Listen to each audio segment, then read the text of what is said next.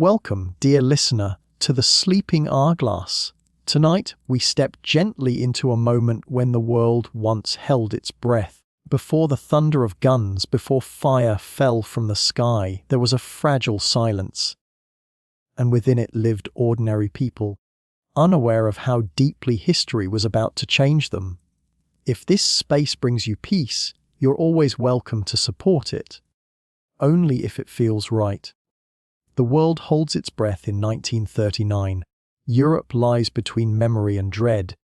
Its soil still scarred by trenches, its people still dreaming that the last war was truly the last. In the cafes of Paris, in the markets of Krakow, in the quiet of English gardens, there lingers a fragile peace, thin as glass, shimmering with denial. The Great War was supposed to have ended all wars, yet its echoes still rattle in the bones of those who returned home changed, and those who never returned at all. But somewhere beyond the veil of calm, engines hum in the dark. Across the plains of Poland, dawn breaks, not with birdsong, but with thunder rolling on metal tracks. The ground trembles beneath the treads of tanks. The air tastes of oil and smoke. German soldiers, helmets glinting with dew, advance beneath banners that promise empire reborn. To the east, farmhouses stand like witnesses to the end of peace. Horses rear. Mothers gather children from their beds. The wind carries a sound the world hoped never to hear again. The scream of sirens, the whine of bombers above an unsuspecting sky. Warsaw wakes to chaos. In the first hours of invasion, disbelief reigns stronger than fear. People run into the streets not to flee, but to understand. To see with their own eyes what rumor and radio could not prepare them for. A tram lies shattered, its passengers silent beneath broken glass. A violin lies in the dust, its strings cut mid-song.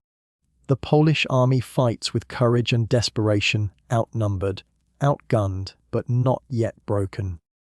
In the countryside, soldiers on horseback charge against steel, an image both tragic and immortal, courage colliding with inevitability. In the great rooms of London and Paris, the telephones do not stop ringing. The word invasion travels like lightning. For a moment, the world hesitates as if refusing to awaken from a dream of peace. Then, solemnly, nations stir. Britain declares war. France follows. The age of appeasement collapses in a single sentence. And the world, weary from mourning, prepares to mourn again. Night falls on Europe with a familiar chill. In the bomb shelters of Warsaw, prayers whisper through the dark. Families huddle by candlelight, the flames trembling with each explosion outside. A mother sings softly to her child, her voice steady though the ground shakes beneath them. The lullaby carries an old promise. That morning will come, that the world will right itself. But even she feels the truth rising like smoke. This war is different, faster, colder, relentless. Meanwhile, far from the front lines, life carries on with uneasy normalcy. In Berlin, radios crackle with speeches of triumph. Crowds cheer, faces lit by torchlight. They do not yet see the shadow their own fire will cast. In Moscow, Stalin watches the map with calculating eyes, ink drying on his secret pact with Hitler. The world divided on paper before it divides in blood. September turns to October, and Poland bleeds quietly. Cities fall, villages vanish. The Polish government flees into exile. Yet beneath the rubble, resistance already stirs. Whispers of defiance passed in coded letters, prayers scratched into the walls of prisons. Even in despair, something refuses to die. In the West, Europe braces. The phony war, they will call it. Months of tense stillness, when soldiers dig trenches once more and wait for the storm to move. Along the Maginot Line, French troops play cards by lamplight, believing the fortresses will hold. British boys write letters home from cold barracks, joking about the food, the boredom, the rain. They cannot imagine the inferno that awaits them. Across the Atlantic, America watches, cautious, distant, as though observing a tragedy from the safety of another stage. President Roosevelt speaks of neutrality, but his eyes, wary and wise, seem to know that the storm will not stop at Europe's shores. In the streets of Warsaw, ash falls like snow. Church bells toll for the dead, though their voices are drowned by the drone of planes.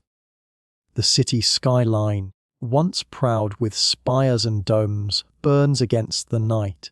Somewhere amid the ruin, a young girl clutches a photograph of her father, his uniform clean, his smile intact. She does not know that he will never return. Yet she holds on, as if the image itself were a promise that love might outlast war. When Warsaw finally falls, silence follows. Heavy, exhausted silence. The German flag rises, the radio changes hands, and the world's maps redraw themselves once more. To those who survive, time itself seems fractured, every moment before the invasion belonging to another life. They speak of it as the time before, a phrase that will echo across continents before the decade is done. Elsewhere, in small towns untouched by bombs, life resumes in uneasy rhythm. Markets open, trains run. But in every conversation, beneath every routine, there lies a question unspoken. How long before the fire reaches us too? The war, though just begun, already feels endless. It stretches across borders into hearts and minds. It moves with the trains carrying soldiers east, with the whispers crossing borders under cover of night. It is a tide that will pull in every nation, every home, before it recedes. And yet, even here, amid fear and rubble, humanity clings to itself. In a hidden cellar, a violinist rescues his instrument from the ashes and plays a song for no one but the dark. The melody drifts through cracked walls, soft and trembling, like memory refusing to die. In that fragile music, something of peace still breathes. The spark has been struck. It glows not just in the flash of bombs or the glare of propaganda posters, but in the quiet resilience of those who choose to endure. From the ruins of Warsaw to the anxious calm of London, from the silent steppes of Russia to the sleeping cities of America, the world begins to change, drawn once again toward the flame. And as Europe burns, somewhere a child is born, her first cry echoing against distant thunder. She will grow up in the shadow of this war, never knowing a world before it. For her, peace will be a story told in whispers, like a bedtime tale too fragile to believe. The fire has begun, and the night is long. Yet within that darkness, unseen but certain, the faintest glimmer of dawn waits. The world holds its breath beneath a sky lit by fire. Across the channel, Britain watches, alone but unbroken. As the storm drifts westward, the year is 1940, and Britain stands like a candle in a storm.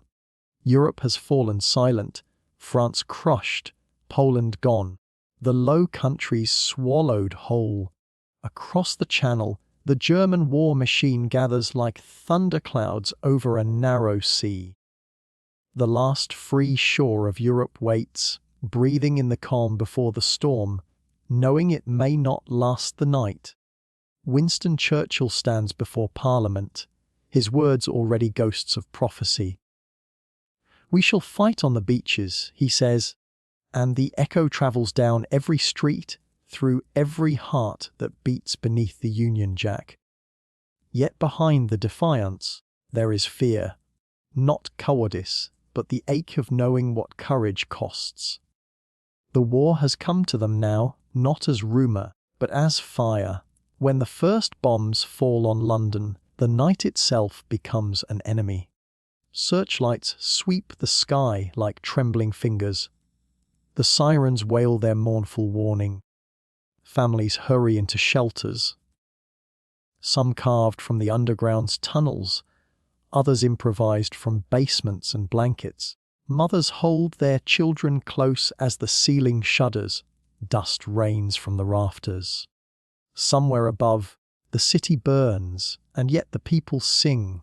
The songs of the Blitz are lullabies for a wounded world. We'll meet again, Vera Lynn's voice promises, her melody drifting through the static of the radio, soft as candlelight. In those dark hours, music becomes more than comfort. It is defiance set to tune. Soldiers hum it as they wait for dawn. Nurses whisper it between sirens. Hope survives because it must. Above the city, the Battle of Britain rages unseen. High in the clouds, Spitfires and Hurricanes wheel in graceful arcs, their pilots barely older than the schoolboys who cheer them from below. The Luftwaffe comes in waves, relentless, mechanical, like a storm that forgets to end. But the defenders fight with something deeper than strategy.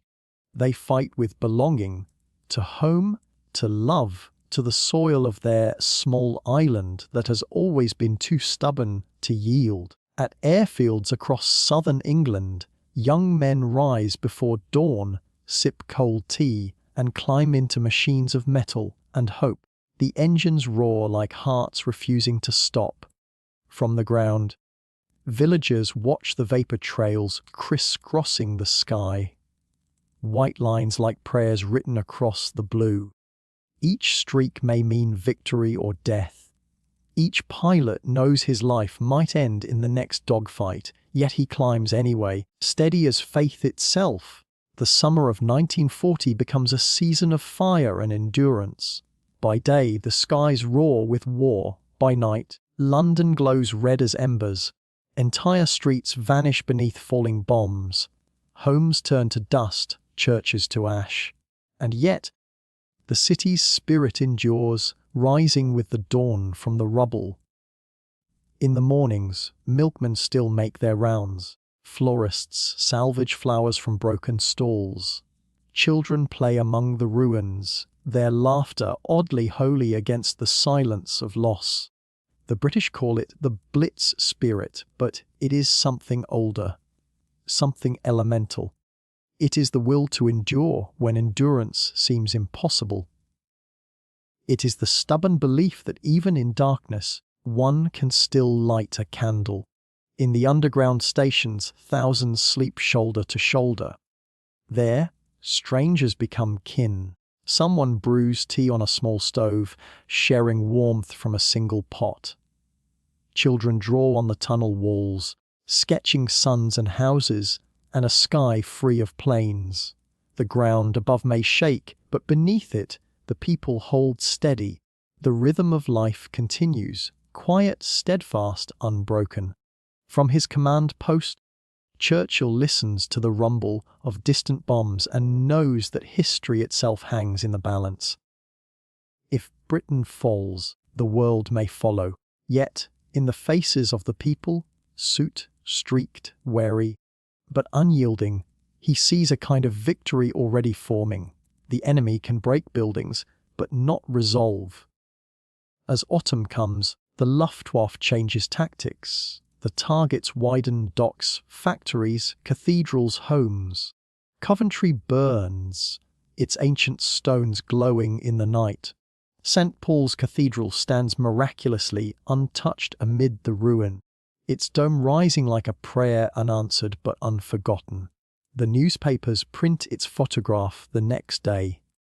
Proof to millions that something higher still watches. In those nights of terror, small miracles seem to bloom like wildflowers in the cracks of despair. A nurse finds a child alive beneath the wreckage after 2 days. A letter survives a fire to reach a soldier on the front. A blind man plays his violin in a bombed-out street, the melody trembling but unbroken. These moments, fleeting, fragile, remind the world that even in ruin, beauty persists. And then, as suddenly as it began, the air grows quieter. The raids lessen. The German bombers turn east, their ambitions shifting toward the vastness of Russia. Britain has not fallen, alone, battered, sleepless, but unbroken. For the first time in months, the dawn rises over London without the sound of sirens. The city exhales, though the scars remain. The people step into the morning light, blinking at the ordinary sky. Streets still smoke, yet life resumes its slow rhythm. Somewhere a church bell rings, not in mourning, but in gratitude. The world listens, and for the first time believes that this small island might yet stand against the storm. In every street, in every heart, there is the quiet knowledge that the worst may still come. That invasion, rationing, and loss will deepen before the end. But there is also the calm conviction that something has changed. Britain has faced the fire and found itself still human. Above the sky clears, birds return to the river.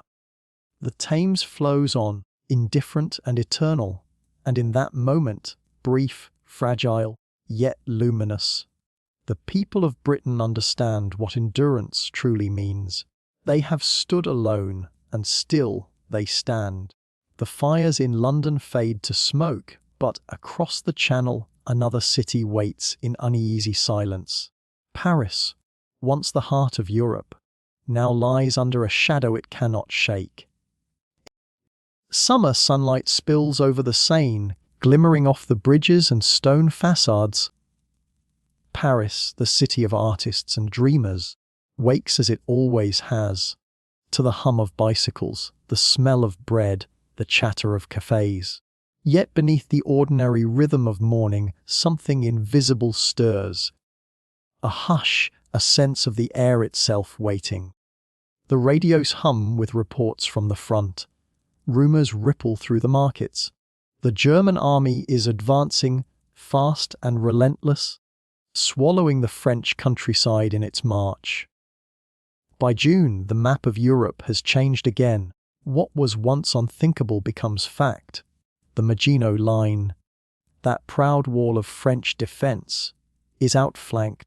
Its promise of safety shattered by speed. Town after town falls. Refugees flood the roads, carts piled with furniture, blankets, the last remnants of their lives.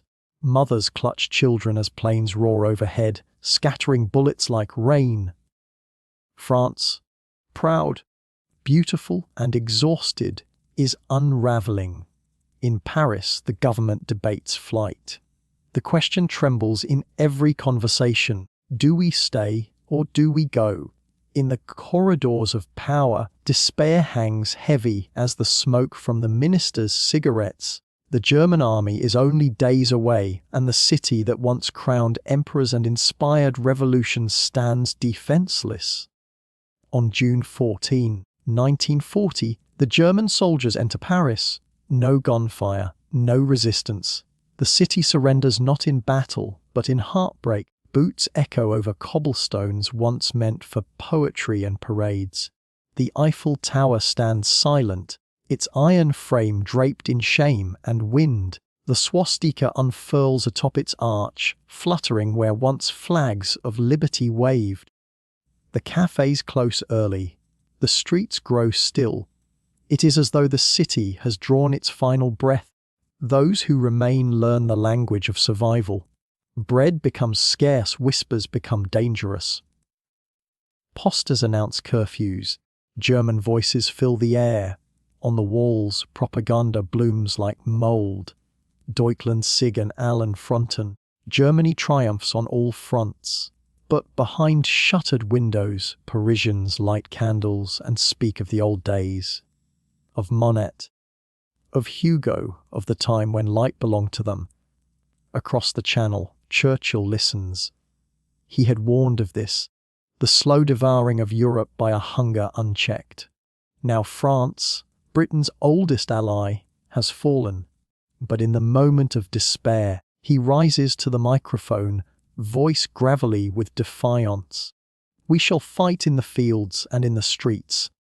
We shall never surrender. His words travel through the static, across oceans and fears, reaching the ears of soldiers and civilians alike. They are not merely a speech.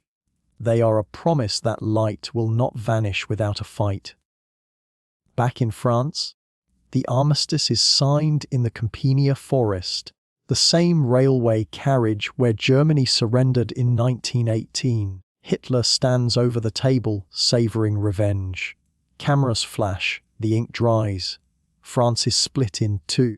The occupied zone under Nazi control and the so-called free zone under Marshal Pétain Vichy government. A shadow of sovereignty, obedient to Berlin's will. The humiliation is complete. In Marseille, ships fill with exiles, writers, philosophers, and dreamers fleeing the new order. Walter Benjamin walks toward the Pyrenees with his manuscripts in his coat. He never makes it. Across Europe, exodus becomes the great migration of minds and souls.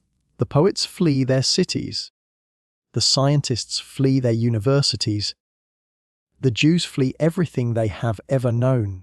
The age of enlightenment dims into twilight, and yet, beneath the ruin, something begins to stir. The faint pulse of resistance. In a small apartment in Lyon, a young woman types coded messages for the underground press. In a farmhouse in Normandy, villagers hide down British pilots. In the forests of the Auvergne, partisans train with smuggled rifles, their hearts burning with the memory of freedom. They are few, fragile, and hunted. But they are not silent. The spirit of France has gone underground, and it waits. Paris endures under occupation like a woman holding her breath underwater. The Germans patrol its boulevards, dine in its restaurants, photograph themselves at its landmarks.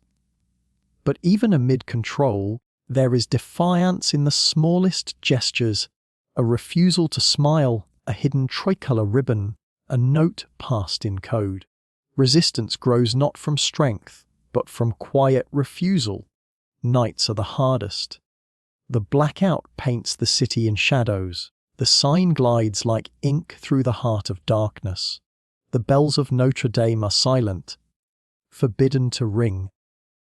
Yet sometimes, through an open window, the faint melody of a violin drifts out, soft and trembling, reminding the night that beauty still exists, even under tyranny. Across Europe, the fall of France ripples like a shudder through time. Neutral nations tremble. Hitler stands triumphant, master of the continent. Yet his gaze turns eastward now, toward Russia, toward a campaign that will test his empire against the vastness of winter itself. For now, though, the world stands still, watching the heart of Europe darken. In London, refugees arrive by boat and by plane, voices of exile carrying the story of a continent in chains. Among them are soldiers who escaped at Dunkirk, their faces hollowed by exhaustion, but their eyes still alight. They carry with them something intangible, the knowledge that defeat is not the same as surrender. For the French people, life under occupation becomes a long, slow endurance, a shadow world of ration cards, fear, and coded hope. The seasons pass quietly. Snow falls over statues draped in flags not their own. Children play in streets where soldiers march. Every whisper of freedom becomes a risk, every act of kindness a form of rebellion. And yet, through it all, Paris remains Paris, the city that refuses to die. Beneath the silence, memory endures. The Seine still flows, the poets still dream. And somewhere in the dark, the words liberty, equality, fraternity are written again. not on banners, but on hearts. The fall of France is not merely the loss of a nation, but the dimming of a light, a reminder of how fragile civilization can be when fear outpaces faith. But history has its tides, and every dusk carries within it the quiet seed of dawn. As Paris sleeps beneath occupation, the world turns eastward. Across endless plains, another storm begins to gather, one of iron and frost. The summer of 1941 begins with a lie, the kind that glitters before it kills. Across the fields of Eastern Europe, the German army rolls eastward like a tide of iron, swallowing towns, forests, and rivers in its path. Operation Barbarossa, Hitler's grandest gamble, is not just an invasion. It is an illusion of invincibility. 3 million men march toward the dawn, believing they will conquer the largest nation on earth before winter falls. They carry with them the arrogance of a machine that has never failed. A clockwork empire of precision and steel. But beyond the border lies something that no calculation can contain. A land that stretches beyond imagination, and a people who bend but do not break. At first, it seems unstoppable.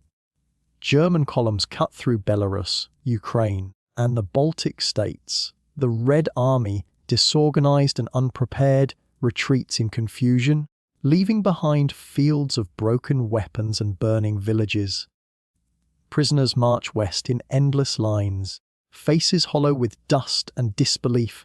Hitler calls it destiny fulfilled, the birth of a 1,000-year reich. His generals whisper of a war already won.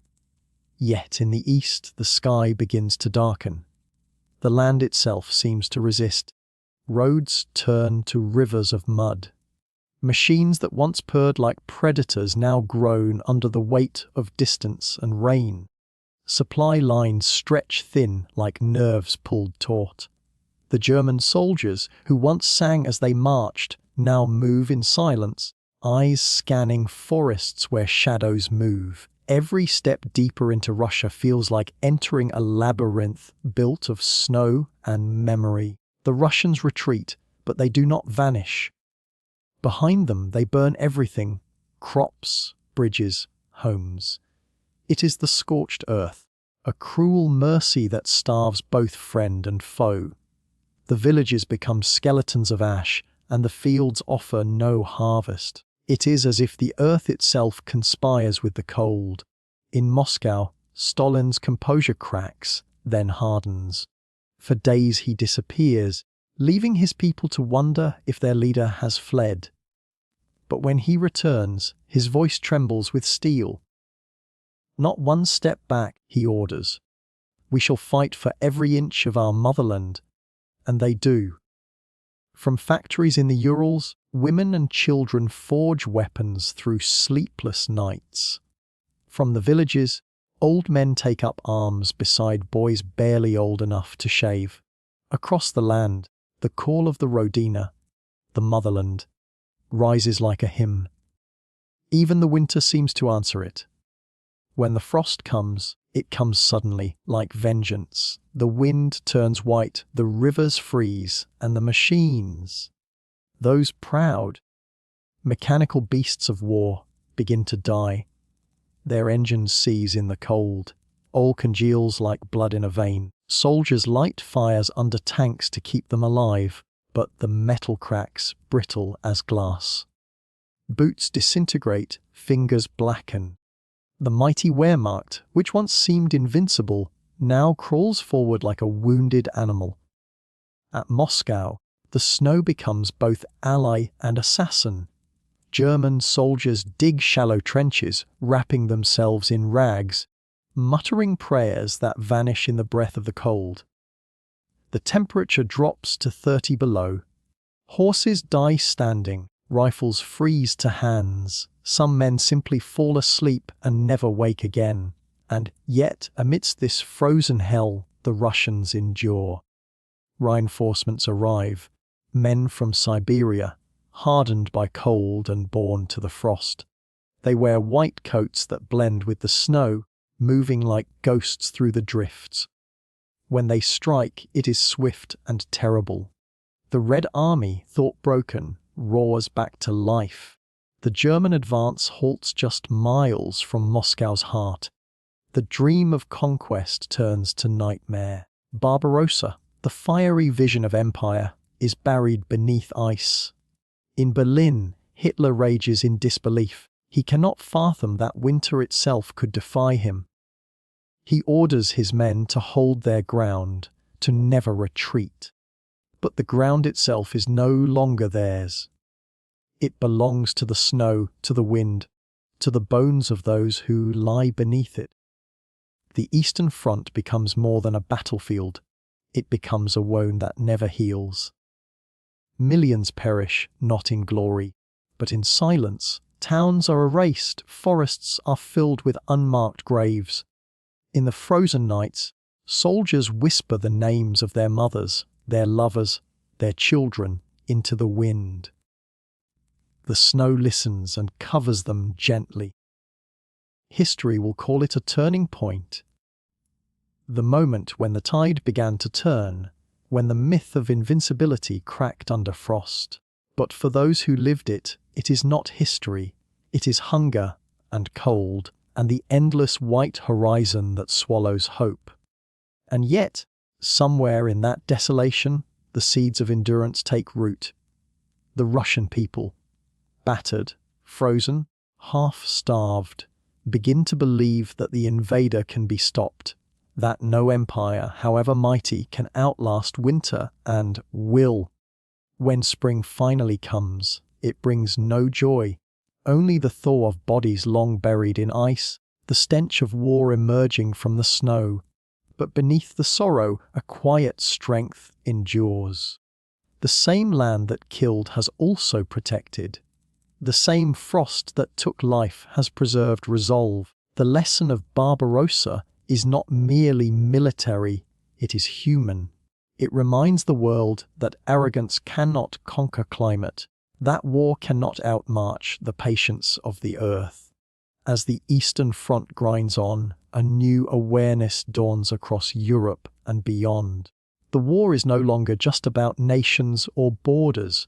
It has become a war of survival, not only of armies, but of souls. Men who once believed in conquest now pray for endurance. Those who sought dominion now seek only to live through another night. In the frozen quiet of Russia, the sound of empire breaking is not a crash, but a slow, steady cracking, like ice beneath a heavy weight. And in that sound, history turns its face toward a darker horizon.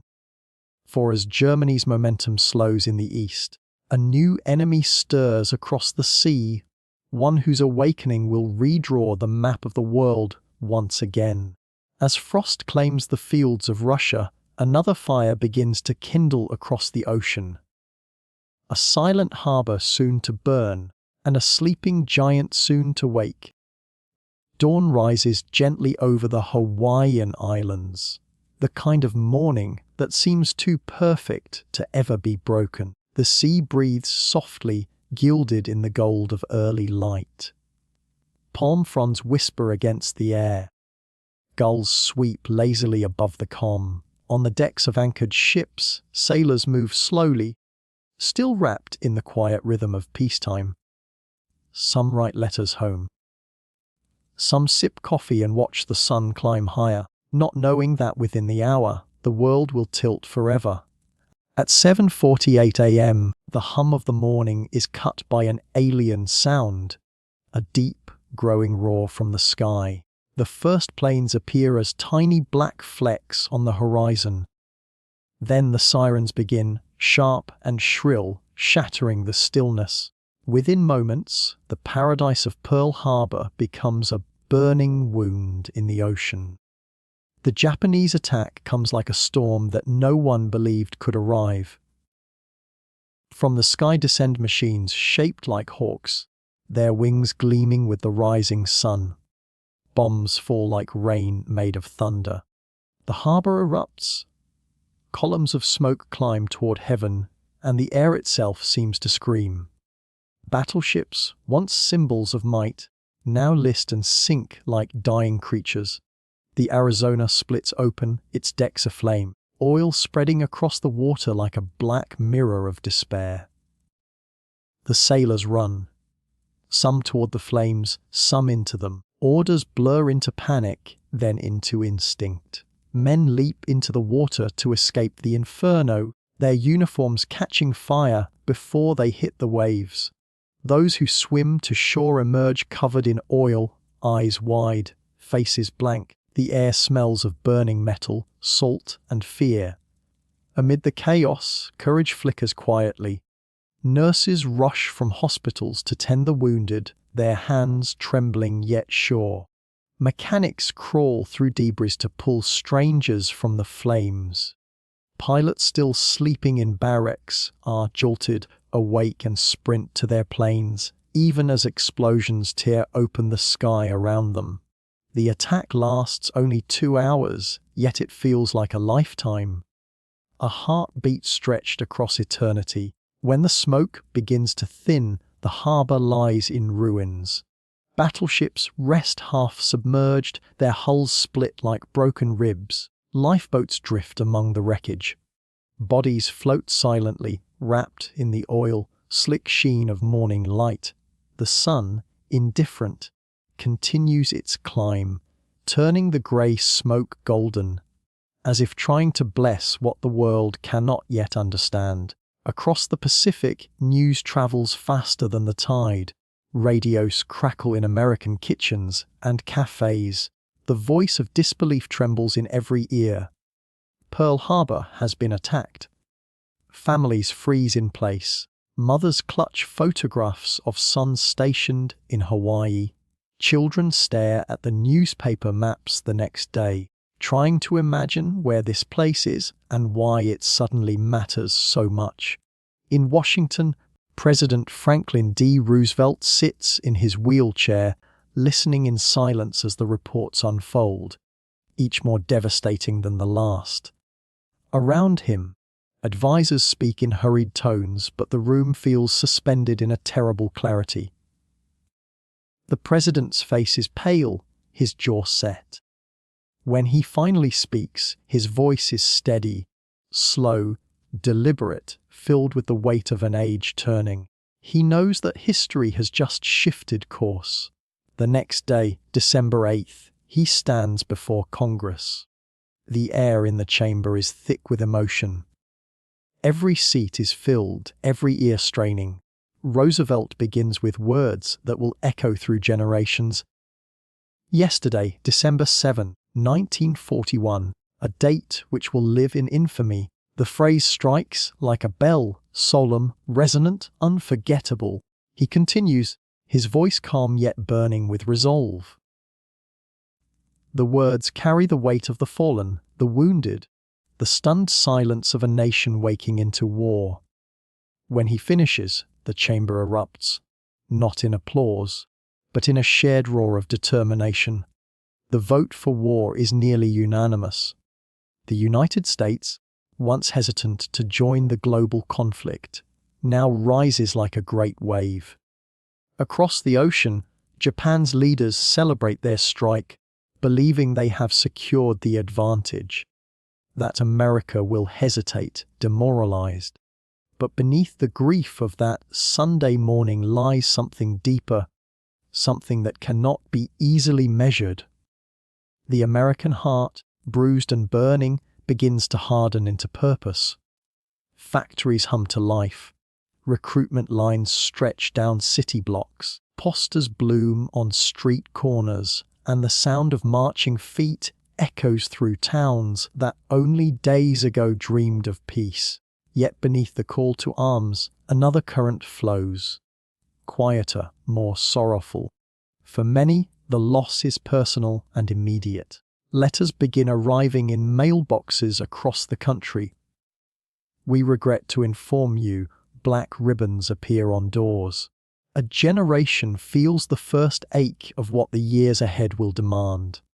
In Hawaii, the fires still burn days later. Divers move through the murky harbor, searching for survivors for answers. They find only silence and steel. Oil continues to rise from the sunken ships, rippling across the surface like the slow exhalation of ghosts. Above them, seagulls return, circling the wreckage. The island begins to rebuild, but the scar remains, a memory etched into the salt and coral. For the Japanese pilots who flew that morning too, the memory lingers. Some write letters before their missions, folded neatly inside their flight suits. They speak of duty, of honor, of the hope that their sacrifice will bring glory to their homeland. Many do not return to see what their strike awakens, a war that will consume oceans, continents, and millions of lives. History often begins not with speeches, but with silence. Before the bombs fell, the world had grown used to watching, to believing that distance could shield it from suffering. That illusion ends here, in the smoke rising over Pearl Harbor. The Pacific, once vast and serene, becomes a highway of warships and vengeance. The oceans themselves seem to stir, as though the planet has drawn a deep, painful breath. And yet, even amid the destruction, a strange kind of unity forms, fragile but real. A nation once divided by politics, isolation, and doubt now gathers around the same wound. The attack has not just shattered ships, it has reforged resolve. Across the world, the balance of power begins to tilt, the tides of destiny shifting beneath the stars. As night falls over Pearl Harbor, the fires finally dim. The water glows faintly with oil and moonlight. Somewhere a lone beagle plays, its notes soft and trembling over the ruins. The world listens, grieving, awakening, and bracing for the long storm ahead. In the smoldering quiet after Pearl Harbor, America stands awake beneath the same sky it once trusted. Far across the ocean, another empire dreams of conquest in the endless sands, where the desert, too, will soon burn. The desert stretches to infinity, a sea of silence made of dust instead of water. Here, nothing grows except endurance. The sun reigns like an indifferent god, and the wind carries whispers of men who have come and gone. Soldiers swallowed by sand, their bones lost beneath dunes that shift with time's breath. It is 1942, and the war has reached the edges of the Sahara. The world that once burned in cities now burns in emptiness. Across the wastes of North Africa, two minds test each other like players at a vast, deadly board. Erwin Rommel, the desert fox, swift, cunning, his movements like wind carving stone, and Bernard Montgomery, the careful strategist, patient as the desert itself.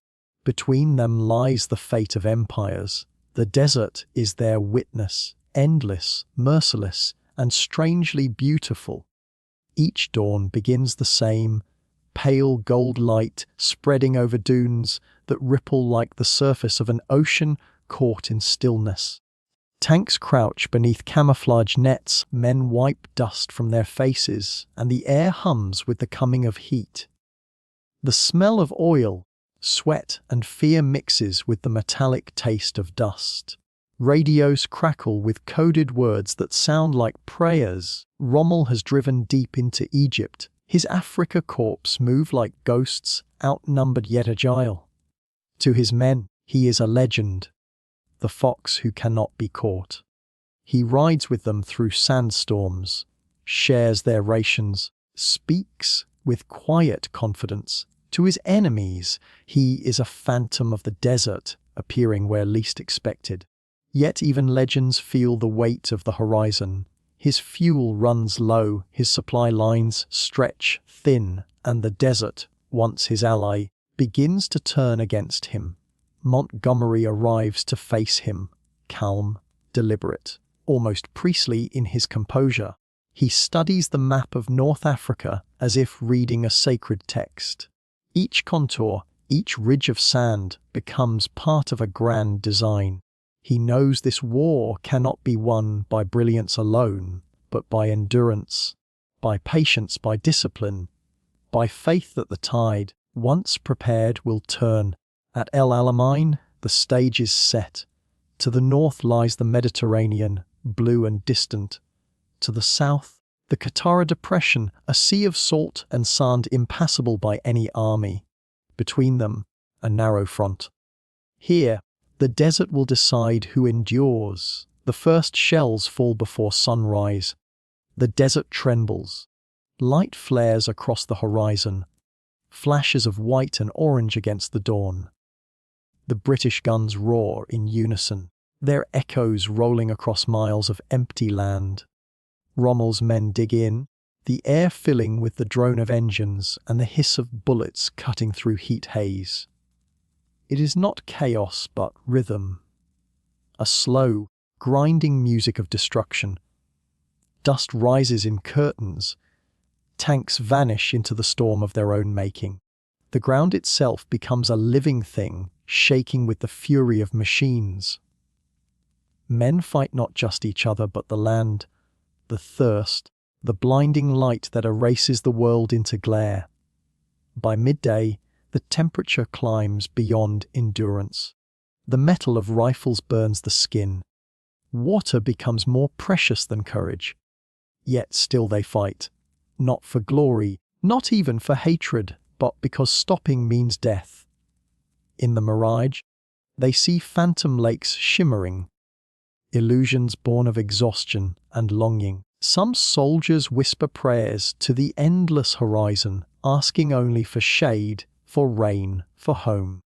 Rommel is away for part of the battle. Illness and exhaustion have taken hold. His army fights on without him, held together by the force of his name. But Montgomery presses forward with precision, his men advancing inch by inch. He knows that the desert rewards patience. His strength lies not in speed, but in the steady gathering of momentum. The tide building beneath the surface. As night falls, the desert glows faintly beneath the stars, lit by the smouldering wrecks of tanks. The air is heavy with smoke and the scent of burned fuel. Somewhere, a soldier hums a song from home, the sound barely audible over the crackle of fire. Across the battlefield, others listen in silence, as if the melody itself were a reminder that beyond this sea of sand, life continues. When dawn returns, the battle resumes. For 12 days, the land shakes with fury. Every dune becomes a monument to endurance. The British inch forward, the Germans hold fast. Then, at last, Rommel's line begins to waver. His supplies are gone, his tanks crippled, his men weary. The fox, who once danced through deserts with grace, now finds himself cornered by the weight of distance and time. On November 4th, he gives the order to withdraw. The desert, which once carried him toward glory, now swallows his retreat. Montgomery stands before his map, the silence around him as deep as the dunes. He knows this victory is more than tactical. It is symbolic. For the first time in years, the Allies have stopped the tide of Axis advance. Hope, fragile and long buried, begins to stir again. El Alamein will become a name whispered across continents. A turning point. A moment when the balance of fate shifted under a burning sun. But for the men who fought there, it is not triumph they remember, but endurance. The taste of dust, the silence after the guns, the faces of those who did not rise when the battle ended. When night finally falls again, the desert is still. The wreckage glows in moonlight, dark shapes half buried in sand, already fading into the timeless landscape. The war moves on, but the desert keeps its secrets. In its silence lies the echo of engines and prayers, the memory of courage baked into the very soil.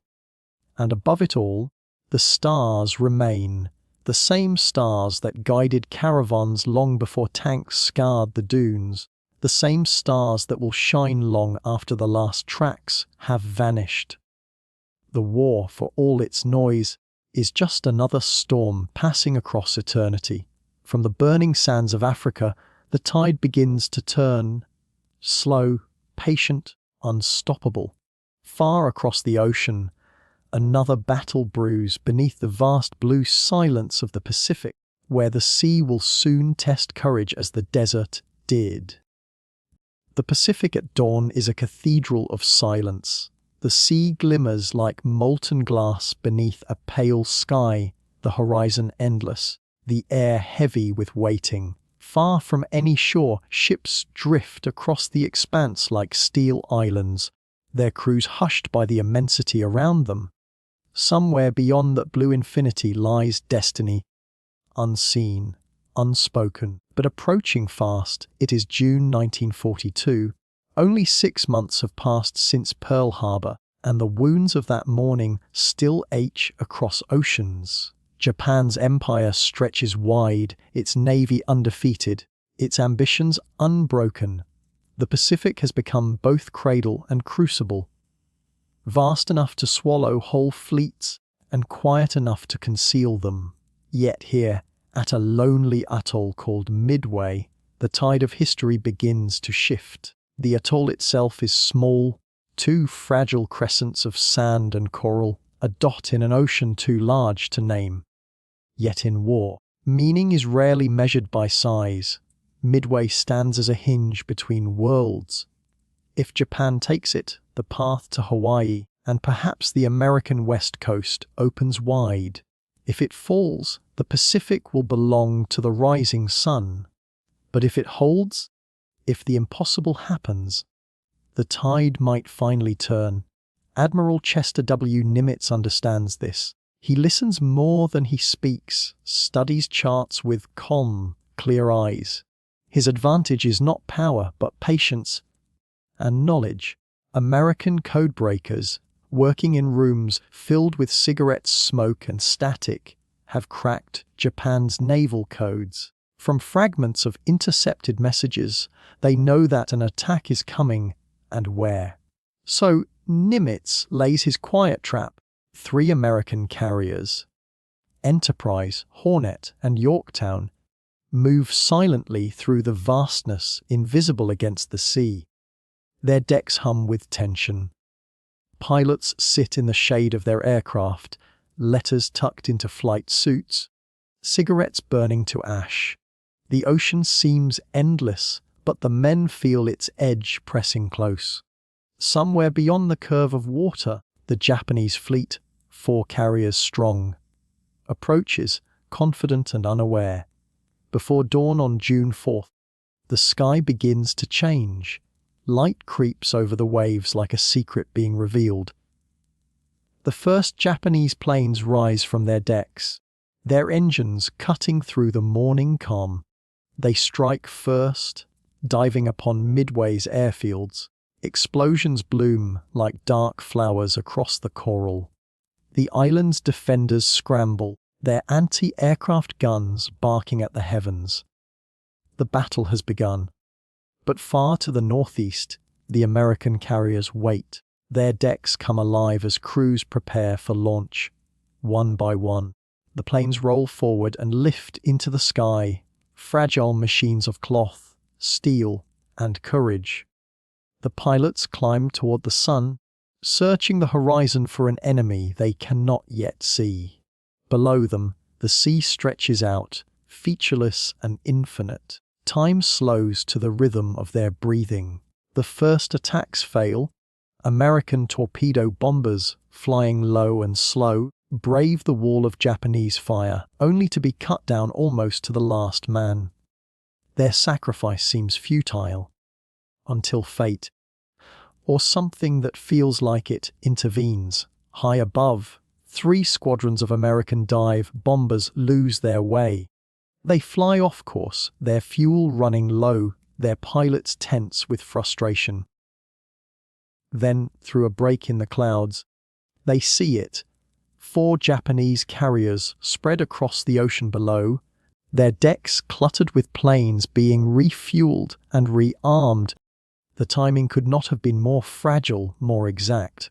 The moment hangs, suspended between chance and destiny. The dive begins.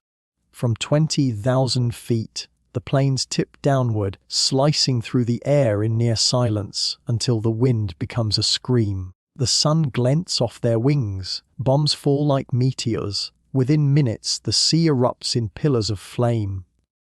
Akagi, Kaga, and Soryu, 3 of Japan's mightiest carriers, burn, their decks torn open, their crews scrambling amid the inferno. Only one, Hiryu, remains to strike back. Her planes launch and find the Yorktown, already battered from earlier battles. Bombs hit, fire sweeps the deck. The ship lists, smoke rising like a dark prayer. Yet even in ruin, the Yorktown refuses to sink quickly, as if buying time for the others to finish what began in the sky. By nightfall, the ocean glows faintly with the fires of dying ships. The Hiryu is found and struck. Her flames climb into the stars. The sea, which began the day in silence, ends it in smoke and mourning. When dawn returns, 4 of Japan's proudest carriers are gone. The empire that once seemed unstoppable now drifts in stunned disbelief. Midway has become a name whispered with awe. It is not merely a victory of arms, but of minds, of faith in intelligence, timing, and the fragile balance between luck and courage. The Japanese Navy, which had ruled the Pacific, will never fully recover. Its heart, its daring, its rhythm, all lie scattered across the waves. On the decks of surviving American ships, the men stand at the rails and watch the burning sea. Some whisper prayers for the enemy, for the pilots who fell into the same water they now gaze upon. Others say nothing at all. The ocean holds too many ghosts to name. For those who fought, Midway is not triumph but transformation. They have seen how quickly the line between life and death can vanish, how the sky in one breath can cradle or consume. They know that courage is often not loud or certain, but trembling and necessary. Far below the surface, the wrecks rest quietly. Fish swim through the twisted remains of steel and memory. The sea has already begun to reclaim what men once built to destroy. Time, as always, moves gently onward, its current indifferent yet eternal. In the years to come, historians will call Midway the turning point of the Pacific War. Yet, for those who lived it, it is remembered not as a moment of glory, but as one of balance, where chance, courage, and sacrifice aligned for a fleeting instant, changing everything. The ocean, once an empire's mirror, now reflects a different truth, that even the vastest power can falter when met with quiet resolve. As the last flames fade across the sea, the Pacific exhales, calm once more, but forever changed. And far to the north, winter begins to stir again, where steel and frost will meet in a city called Stalingrad. Snow falls like ash over the Volga. It drifts silently over the broken skeleton of Stalingrad. Once a city of industry and music, now a white graveyard stretching beneath a grey, breathless sky. The river lies frozen and still, as though holding its breath with the world. Every gust of wind carries the whisper of gunfire, the sigh of a dying century. It is winter 1942. The German Sixth Army, under General Friedrich Paulus, encircles the city, confident in its victory. To the Wehrmacht, Stalingrad is more than a city. It is a name, a symbol, a promise of domination. Capture it, and Germany would command the Volga, cut the Soviet Union in two, and declare mastery over the East. But to Stalin, the city bears his name, a matter not of geography but of pride. It cannot, must not, fall. And so the two wills collide, one of conquest, one of defiance. The first bombs fell months ago. Factories that once built tractors now forge tanks in secret. Children run with buckets of water between fires, their small boots sinking into snow stained with soot. Women dig trenches beside soldiers, while snipers perch like winter spirits among the ruins, watching, waiting. The city becomes a labyrinth of shattered windows and stairwells, every room a battlefield. The Germans push forward street by street, house by house, each victory measured in meters, not miles. But the Soviets refuse to vanish. They melt into walls, into cellars, into the smoke itself. A German officer writes in his diary, "We have captured the kitchen, but the enemy holds the living room. The war in Stalingrad is not fought on open fields of strategy. It is fought in doorways, in stairwells, in the hollow shells of buildings that once smelled of bread and laughter. Men fight for rooms, for floors, for hours of warmth inside the carcass of a bombed-out apartment. Winter deepens its cruelty. Temperatures drop to -30. Frost clings to rifles, boots stiffen like stone. The dead cannot be buried. The ground is too hard, too frozen, so they remain half-covered in snow, watching silently as the living pass by. Crows circle, black marks against the pale sky. And still, the fighting does not stop. In the factory district, the Red October, the barricade, the tractor plant, workers and soldiers are indistinguishable. Women in torn scarves load shells into cannons as German shells fall around them. The air smells of metal and blood. The clatter of machine guns echoes between iron walls. On the German side, despair creeps in like frostbite. Supplies dwindle. Ammunition grows scarce. Men gnaw on frozen horse meat and drink melted snow. The once victorious army that swept across Europe now huddles in cellars, whispering of home, of mothers, of bread. Above them, Soviet artillery thunders from the far bank of the Volga. Reinforcements cross the river at night, small boats slicing through the ice under cover of darkness, ferrying men and hope. Some never reach the other side. The Volga is a graveyard too, and yet the Soviet lines hold. Then, in November, the storm turns. Operation Uranus, a name like a cold star, is unleashed. The Red Army encircles Stalingrad in a colossal sweep, trapping Paulus's army inside the ruins they once claimed. The hunters become the hunted. The German radio crackles with disbelief. Requests for retreat go unanswered. Hitler's orders are absolute: no surrender.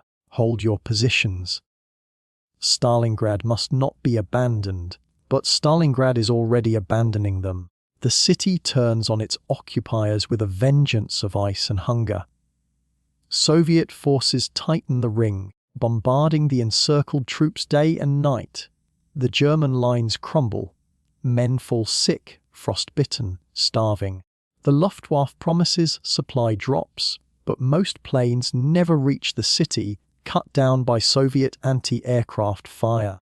The few that do bring too little, too late. In the basements and bunkers, soldiers burn maps, books, and even furniture for warmth. They scrawl letters home they will never send. "We are in hell," one writes, "and the snow is our fire." Meanwhile, on the Soviet side, victory feels both near and impossibly far. Each street must still be won. Each hour costs lives. Commanders measure progress in bodies, not kilometers. But for every soldier who falls, another steps forward. Behind them lies not just Stalingrad, but the entire weight of a homeland unwilling to kneel. By January 1943, the German army is a shadow of its former self. The encirclement tightens like a vice. General Paulus sends his final telegram. The Sixth Army will hold its ground to the last man. The last men are freezing, delirious, collapsing in silence. And then, on the last day of January, the inevitable comes. The Soviet troops push into the city's final stronghold, the ruins of the Univermag department store. Inside, amid broken mannequins and shattered glass, General Paulus sits at a table, uniform crisp, eyes hollow. He is the first German field marshal ever captured alive. Hitler had expected suicide. Instead, Paulus chooses surrender. Outside, snow continues to fall. In the stillness that follows, Stalingrad is unrecognizable. A grave of bricks and bones, a city that has burned and frozen at once. Yet beneath the ruin, something extraordinary has happened. For the first time, the German war machine, the invincible force that had conquered continent after continent, has been broken. Across the world, the news spreads like a thawing wind. Allied hearts lift. The myth of German invincibility melts away. But within Stalingrad itself, there is no celebration, only exhaustion.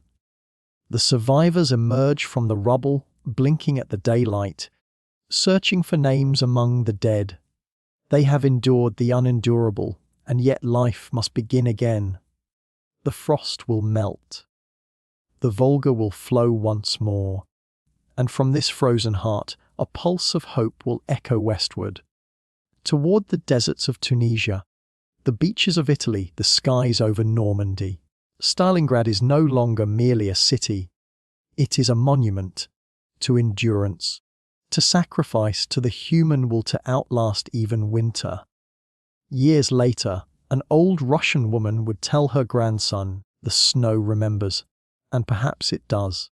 Each flake falling on the Volga carries within it a memory of fire and ice, of men who would not yield, and of a city that refused to die. Tonight, the wind across the ruins hums like a hymn, a slow, mournful song of the countless souls who fell where they stood. And yet, within that mourning, there is peace. The battle that froze the world has ended. The frost of Stalingrad begins to melt, and with it, the world's faith in inevitability. As spring stirs once more, the fire that once burned in the east will soon ignite in the west. Night falls differently in an occupied land. It is not a curtain, but a warning. A shroud that conceals both hope and danger. In the silence between patrols, hearts beat like hidden drums. Every whisper, every movement, every light left burning in a window could be life or death. Across Europe, the air is thick with fear and courage. In the streets of Warsaw, in the alleys of Paris, in the frozen forests of Norway, ordinary people learn to live as shadows. The war that rages across continents also rages in secret, a quiet defiance stitched into the fabric of daily life. The resistance begins not with guns, but with memory. The memory of freedom, of dignity, of songs once sung aloud.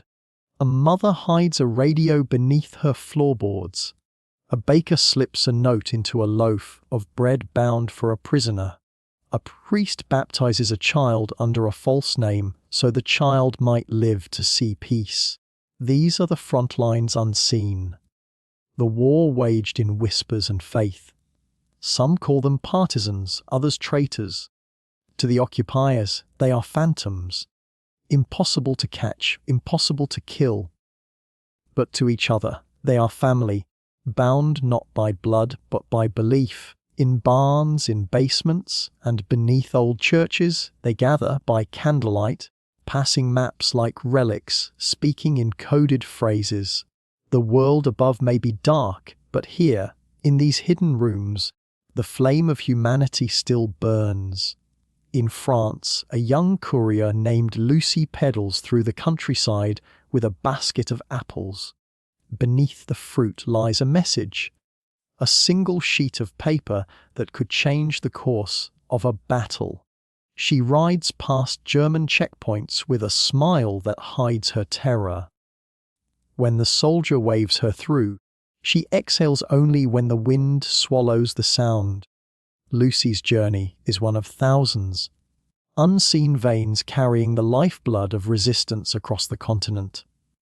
In Denmark, fishermen steer their boats across the moonlit Øresund, carrying Jewish families toward the safety of Sweden. The water glimmers like glass, and every ripple feels like betrayal.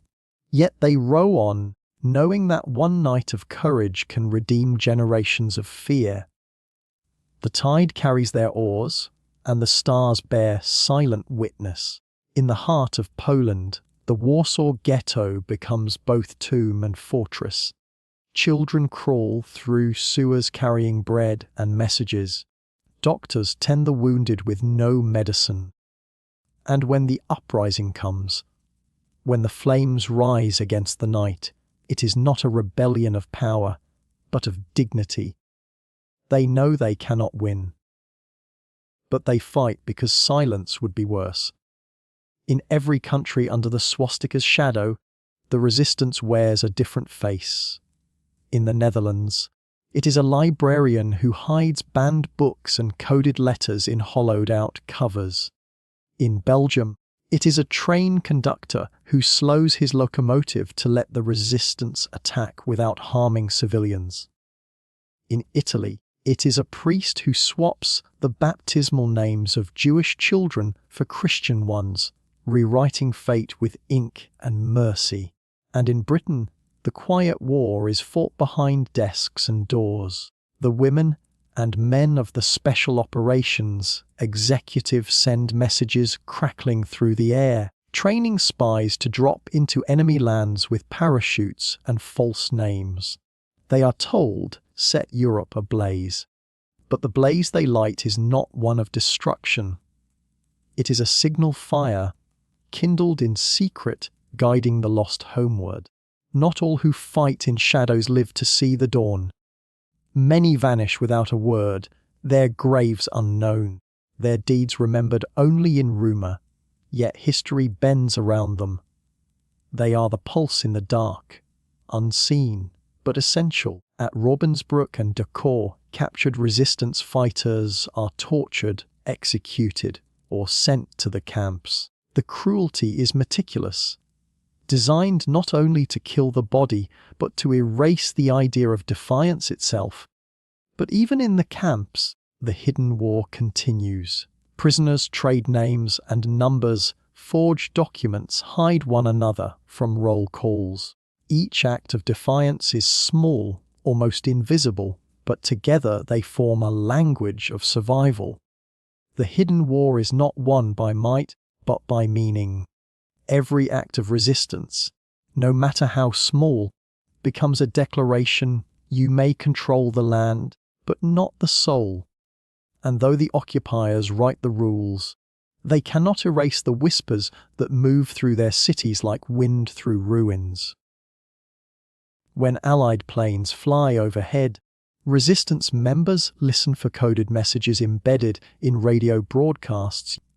The tulips are blooming early this year, a phrase that sounds like poetry but means act tonight. In fields and forests, parachutes blossom like white petals against the sky. Men land in silence, greeted not by soldiers, but by farmers and widows, by students and priests. The unseen army grows, not in numbers, but in spirit. As the war drags on, exhaustion becomes its own enemy. Trust is fragile, betrayal is fatal. Yet still, the networks hold. Even as villages burn and cities fall, the resistance survives, not as a military force, but as an idea too stubborn to die. In occupied France, when word spreads that the Allies have landed in Normandy, bells ring out across the countryside. For the first time in years, songs rise in the open air. The people who once spoke only in whispers now shout their defiance into the wind. The hidden war has prepared them for this moment. Every note, every secret, every life risked in silence now becomes the chorus of liberation. History will remember the generals, the tanks, the treaties. But somewhere in the margins, beneath the headlines, lies the true heart of the war. The quiet courage of those who chose conscience over comfort, light over fear. Their stories are rarely told, yet they are the thread that held humanity together when it might have unraveled entirely. For even when the world seemed swallowed by darkness, the hidden war reminded us that the soul of resistance is not rage. It is love. Love for one's land, one's people, one's freedom, and love, though hunted, cannot be occupied. In the quiet after victory, the world will learn what the shadows protected, the fragile, unyielding dignity that no army could destroy. The war breathes differently here. It is not the roar of engines or the crack of rifles that rules this place. It is the endless whisper of the jungle. 1,000 leaves move as one, murmuring secrets to the damp air. The soldiers, weary and half swallowed by green, march through a world that feels alive and watching. This is Burma, 1943. The campaign moves through rain and rot, through heat so thick it feels like water, through mud that grips the boots like pleading hands. Men disappear here, not to bullets, but to fever, leeches, and despair. The jungle does not take sides. It devours all equally. To the north, the Chindits, British and Indian troops under the command of Ord Wingate, move deep behind enemy lines. Their mission is to harass, to destroy, to survive. They live as ghosts among trees, so vast they seem to blot out the sky. Mosquitoes hum like whispers of death. Malaria strikes harder than gunfire. The monsoon falls in sheets, erasing footprints, faces, and hope. There are no front lines here, only paths that vanish by morning. Communication breaks. Maps become lies. Men walk in circles through a cathedral of vines, guided only by instinct and the fading echo of orders given weeks ago. Those who survive learn the language of silence. A twig snapping could mean discovery. A cough could summon bullets. So they move like shadows, silent, unseen, their uniforms blending with moss, their eyes hollowed by sleeplessness. At night, the jungle changes again. Fireflies float like fragments of lost souls. The air thickens with the scent of decay and damp gun oil. Far away, somewhere through the trees, a Japanese patrol passes, their torches trembling like tiny suns. Between them and the Allied scouts lies only the dark and the breathless, trembling patience of men who know that sound itself can kill. There are no grand speeches here, no parades, no banners, only the endless rhythm of rain, the slap of water against mud, the soft hiss of disease eating away at the strong. In this place, the enemy wears two faces, one human, one nature, both merciless. On the Kokoda track in New Guinea, Australian soldiers climb ridges slick with blood and moss. The jungle towers above them, a vast, indifferent cathedral. The Japanese advance upward, inch by inch, through roots and ferns, both sides haunted by hunger. Each day, they fight not for victory, but for breath. In the nights that follow battle, the jungle grows eerily still. The fallen are left where they lie, their bodies reclaimed by vines, their helmets rusting beneath the rain. Within weeks, the forest forgets their names. Only the insects remember. To the west, near the Irrawaddy, the rivers swell with the monsoon. Crocodiles drift like shadows through the floodwaters. One careless step, one misjudged crossing, and a man vanishes beneath the surface. The jungle gives no graves, no markers, only silence. A soldier writes home in a letter he will never send. The trees breathe. They breathe and whisper. Sometimes I think they're speaking to us, or warning us. Sometimes I think they're waiting. The jungle's patience is endless. It waits for men to stumble, to falter, to surrender their strength to fever and rot. And when they do, it takes them gently, wrapping vines around their limbs like a mother's arms, pulling them down into the green earth. The war in Europe burns with noise. Tanks, sirens, the shriek of bombs. But here, it rots quietly. Death arrives not with glory, but with stillness. On the Solomon Islands, American Marines land beneath torrential rain. Their boots sink into soil that drinks their blood and water alike. The enemy is unseen, hidden in tunnels and foliage, so thick it seems to close behind them like a curtain. The air smells of wet leaves and cordite. Snipers move through trees like spirits. Insects feast on the wounded. A corporal, trembling beneath the weight of exhaustion, whispers to his comrade, "We're fighting ghosts." And in a way, they are. The jungle war is a battle against disappearance, against being forgotten, against becoming part of the landscape. Nameless, root-bound, lost. There are stories that drift from one camp to another, half believed, half dreaded. Of patrols swallowed whole by swamps, of soldiers driven mad by the isolation, of bodies found weeks later with no wounds. Only the hollow look of those who saw something too ancient to name. But amid the nightmare, small mercies flicker. A canteen passed between hands. A moment of laughter when a monkey steals a helmet. A letter read aloud beneath dripping tarpaulins. Its ink blurred, its words almost sacred. These fragile acts of tenderness keep the soldiers tethered to the world they left behind. And sometimes, when the clouds part, the stars appear above the canopy, brief, distant, and pure. For a moment, a soldier remembers why he fights, not for glory, not for command, but for the simple wish to live long enough to see those same stars again, far away in peace. In the chaos of war, the jungle holds its own memory. Long before men brought rifles here, it witnessed other battles. Nature's slow, eternal war of growth and decay. It knows how to wait out invaders. When the soldiers are gone, when their metal rusts and their camps dissolve into moss, the trees will reclaim it all. In time, the trails will vanish, the rivers will wash away the bones, and the jungle will once again be what it always was, vast, silent, unbroken. But in 1943, the struggle continues. The British, the Indians, the Australians, the Japanese, all stumble through the same endless green, driven by orders that mean little here. The jungle strips away the illusions of empire, of race, of power.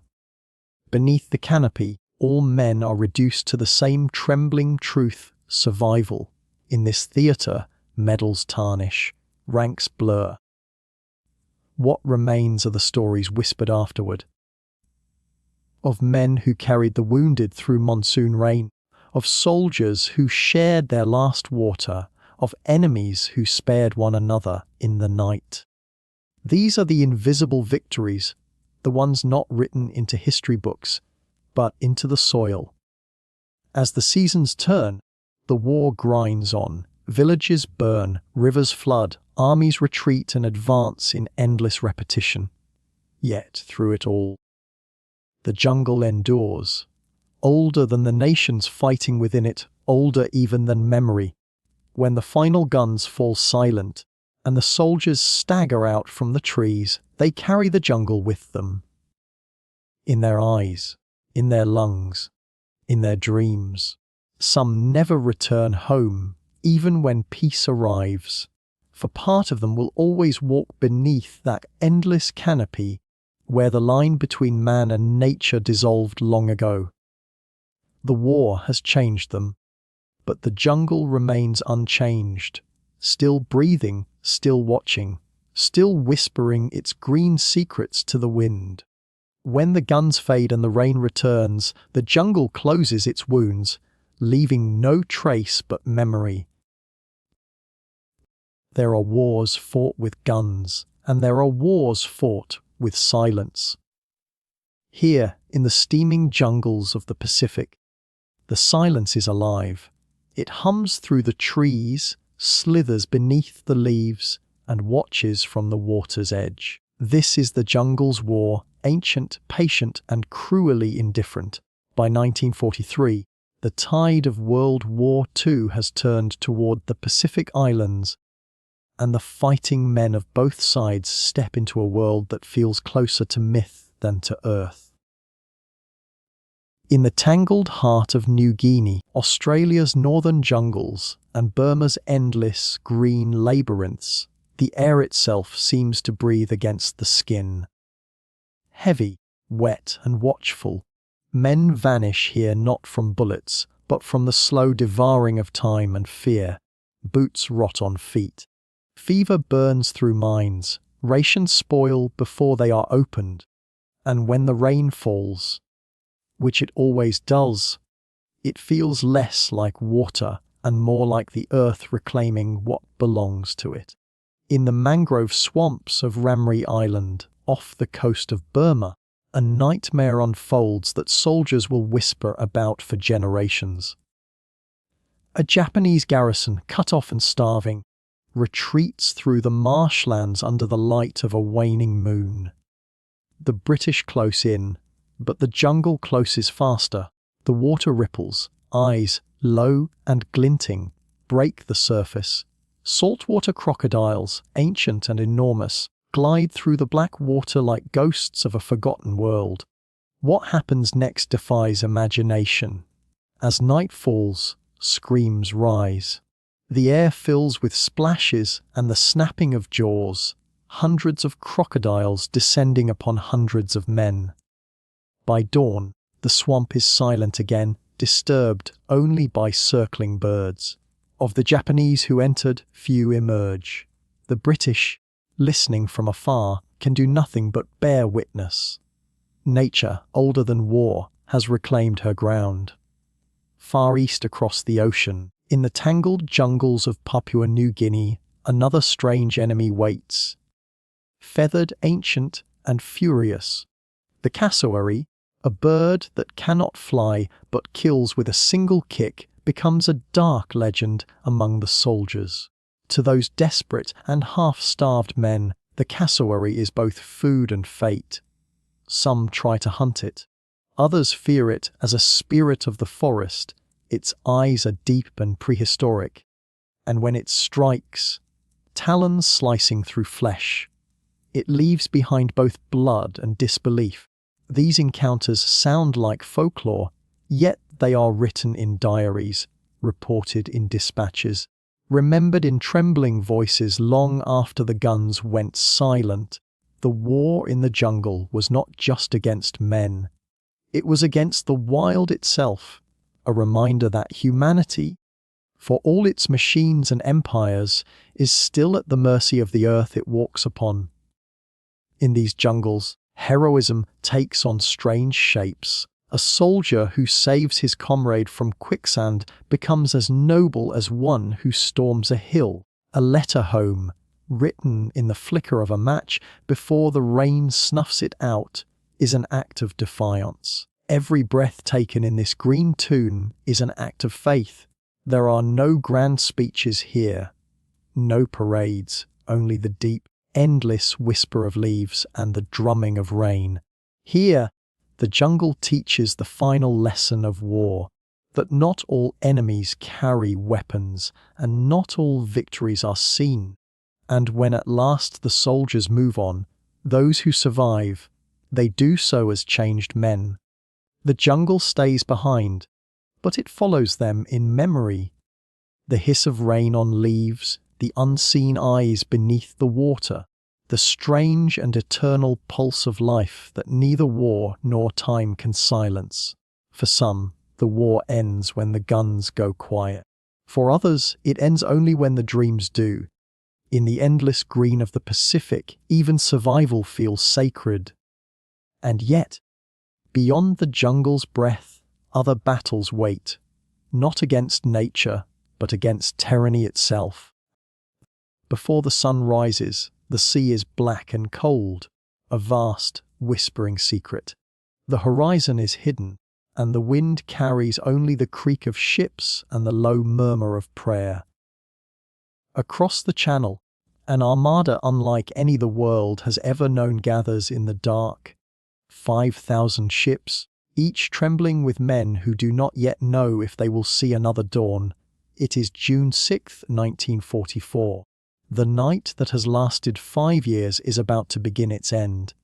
In the pre-dawn gloom, soldiers sit in silence, packed shoulder to shoulder inside landing craft.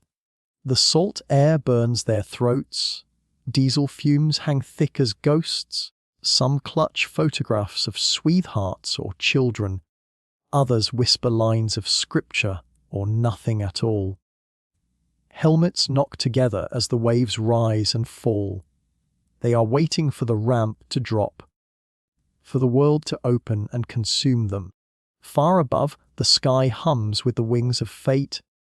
Thousands of planes cross the night, dropping paratroopers into the fields of Normandy. The wind tears at their uniforms as they fall through cloud and silence, scattered like seeds of liberation. Some land in hedgerows, some in rivers, some in the arms of waiting death. Yet they move forward, shadows among the shadows, cutting telephone wires, seizing bridges, opening the way for dawn. On the sea, the invasion force presses on. Destroyers and battleships fire into the unseen shore, their guns flashing like angry stars. The coastline burns faintly in the distance, a thin line between the known and the unknown. The code name is Operation Overlord, but to those who will step onto the sand, it is something simpler.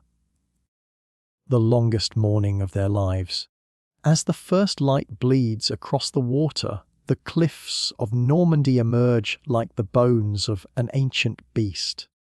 The men can now see what awaits: the grey outline of bunkers, the dark mouth of machine gun nests, the cruel geometry of barbed wire. A voice shouts, 30 seconds! The landing craft lurches forward, waves slamming against steel. Hearts pound faster than engines. A smell of fear and salt fills the air. The ramp drops, and the sea turns red. Bullets tear the water like rain in reverse. Men fall before they can rise. The beach explodes in noise. Gunfire, shouting, the shriek of shells. The air is thick with sand and smoke. Helmets roll like pebbles. Rifles vanish beneath the tide. Yet still, they move forward. Crawling, stumbling, dragging the wounded. Some cling to fragments of boats. Others press their faces into the wet sand, praying the earth itself will shield them. It is chaos, but within the chaos, something fierce takes hold. A stubborn, wordless will to reach the other side. At Omaha Beach, the resistance is fierce. German guns rake the shore. The air smells of fire and fear. Officers shout commands that vanish beneath the roar. Time loses meaning. The sun climbs slowly, painting the bloodied sea in light too cruelly beautiful for such a place. A medic kneels beside a fallen soldier, his hands trembling as he wraps a bandage that will not matter. "You're going home," he whispers, even when he knows the man cannot hear. Farther down the coast, at Utah and Gold, Juneau and Sword, the tide carries in more men, more machines, more fragments of histories turning. Some land in the wrong place and find salvation in error. Others never make it past the surf. Yet by midday, footholds are carved from sand and stone. The world is beginning to tilt, the occupation cracking like old glass beneath the weight of resolve. Overhead, The sky is a living tapestry of wings. Allied bombers and fighters circle like guardian spirits, strafing the defenses, silencing the guns that have haunted Europe's sleep.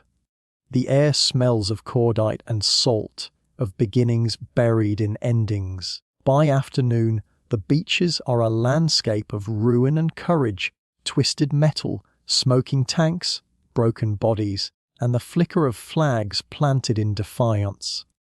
Every step gained has been paid for in blood, yet the line moves forward slowly, stubbornly, irrevocably.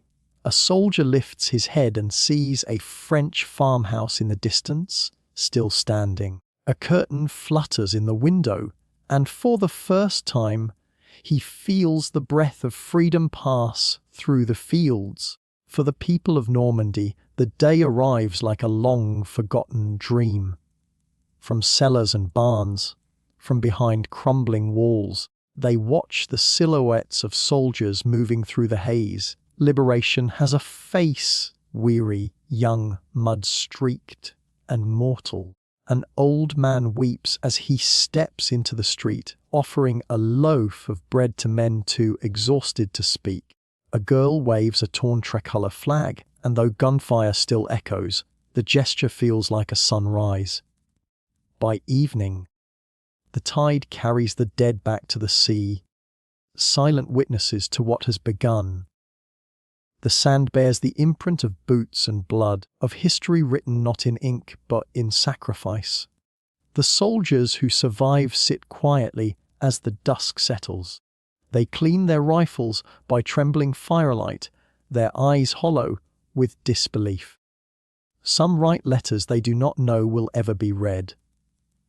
Others stare out toward the waves, where ships still drift against the dying light.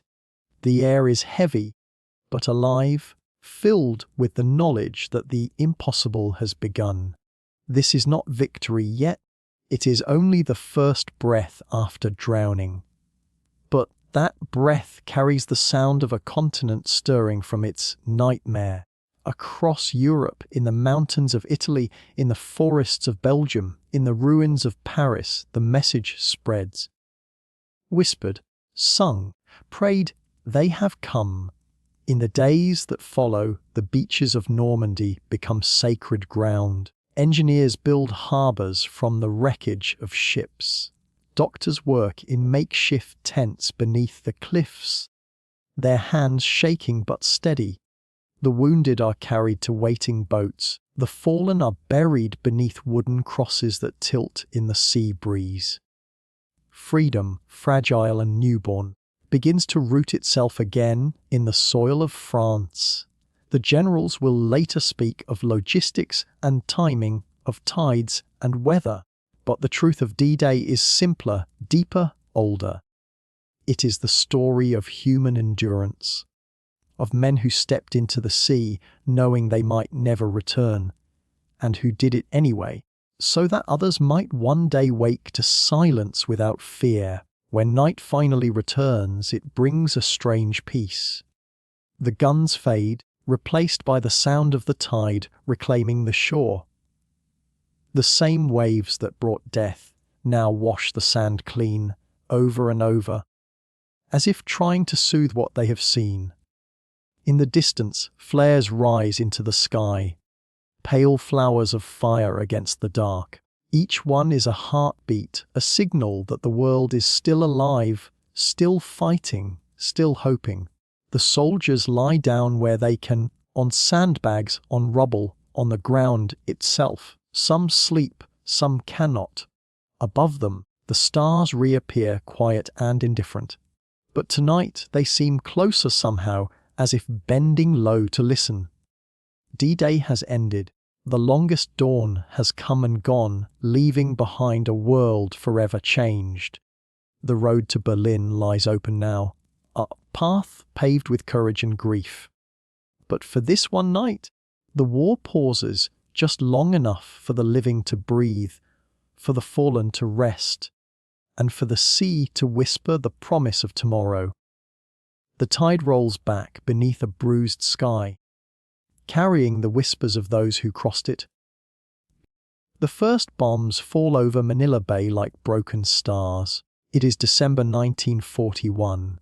The same sun that rises over Hawaii glows now over the Pacific's scattered islands, unaware that by nightfall, the world will burn.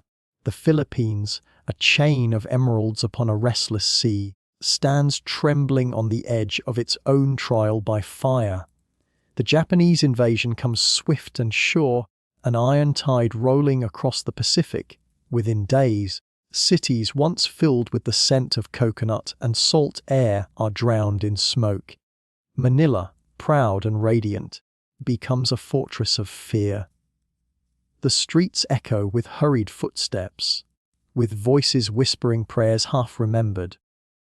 General Douglas MacArthur, standing tall beneath his cap's gleam, promises what will become legend. "I shall return." Yet his words are not bravado.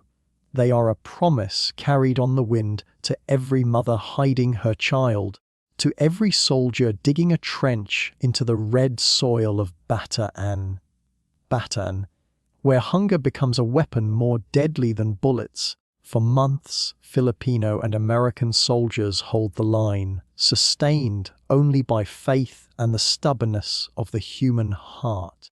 Their rations dwindle, water turns scarce. Disease creeps through the jungle like a silent thief. Still they stand, and when surrender comes in April 1942, it is not defeat. It is exhaustion carved into the body of a nation. The march that follows, the Bataan Death March, will haunt the world's conscience. Men fall by the thousands beneath the tropical sun, their shadows stretching over the dust like silent witnesses. The road becomes an open grave, and yet, among the dying, there are murmurs, not of surrender, but of defiance. For in the hills, in the jungles, in the caves that breathe with damp air, a new army awakens. The guerrillas, they move like smoke through the valleys, striking and vanishing. Fishermen, teachers, farmers, transformed into ghosts of rebellion. They carry not just rifles but memory, keeping alive the spirit of a free Philippines, even when the flag cannot fly. Years pass. 3 long years of occupation, of hunger, of whispered resistance beneath curfew's shadow. Children grow up in the dark. Families trade stories as currency of hope. And then, a voice returns, carried by the sea. MacArthur, stepping once more onto Leyte's shore. Behind him, the Pacific roars with the thunder of ships and liberation. But freedom comes with fire. The Battle of Leyte Gulf becomes one of history's greatest naval clashes. Skies filled with steel and sea foam. Kamikazes falling from heaven like burning rain. On the islands, the people rise to meet their liberators, tears mixing with ash. The land, once lush and green, becomes a battlefield of redemption. Then comes Manila, February 1945. The city, once called the Pearl of the Orient, is shattered. Its rivers run red. Its churches crumble beneath artillery meant to drive out the last defenders. Civilians are caught in the storm. Tens of thousands perish in the crossfire. The liberation of Manila is also its requiem. Yet amid ruin, the bells of freedom ring once more.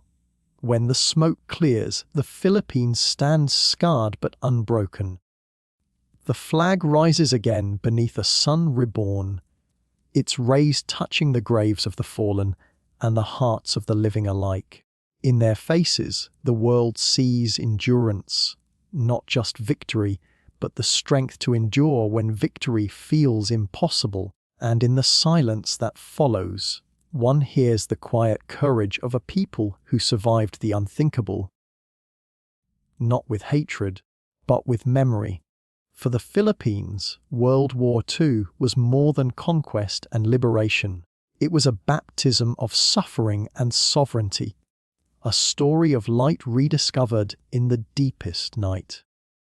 In the smoking ruins of Manila, the first fragile light returns, a dawn that does not yet know what sorrow still lingers in the world. For even as one land finds freedom, another waits behind barbed wire, dreaming of the same sky.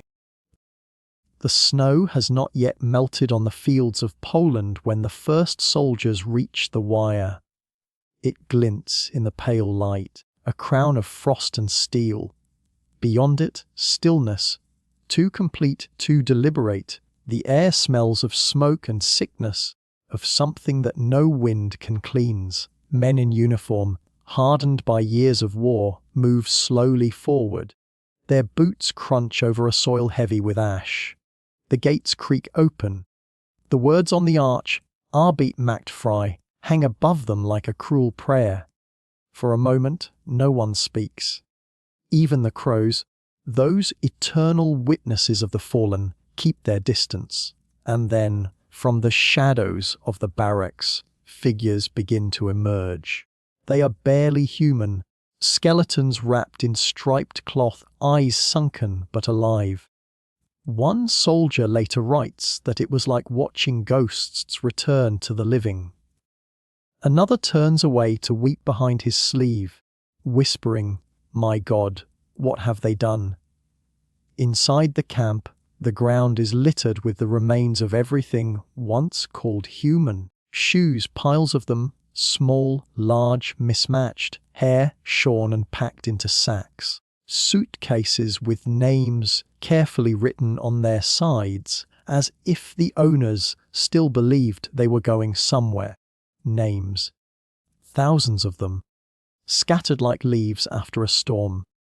The liberators move through the huts, stunned by the scale of death. Some try to give food, unaware that too much too soon can kill a starving body. They hold the hands of the survivors, wrap them in blankets, and promise, softly, "You are safe now." But safety feels like an illusion, fragile as the bones of those who cannot rise again. At Bohenwijk, the gates swing open under the cold wind of April. The prisoners raise a hand-painted sign. Revenge. No. We will tell the world. They know the weight of what they have witnessed. The industrial scale of human cruelty, the machinery of annihilation. Their vow is not of vengeance, but of remembrance. In the ruins of Bergen-Belsen, British soldiers find mountains of the dead. The stench clings to their clothes, their hair, their dreams. Some are tasked with burying the bodies, thousands upon thousands, in mass graves. It becomes a sacred duty. Not victory, not glory, but the quiet dignity of giving rest to the forgotten.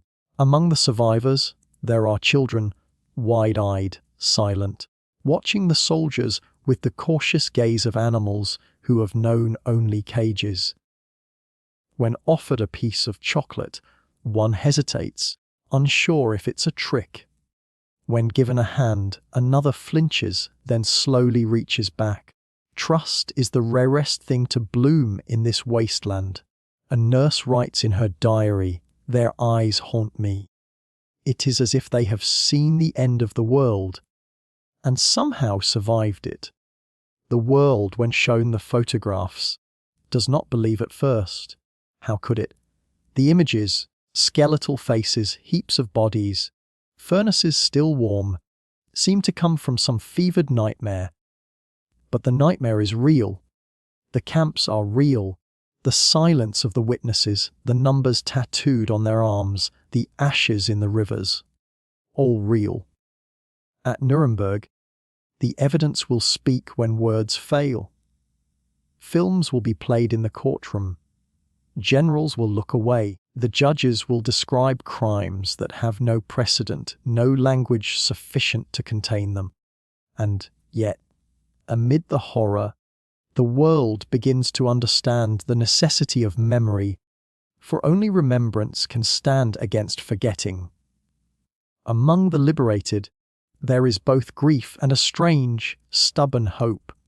A girl in Theresienstadt begins to sing.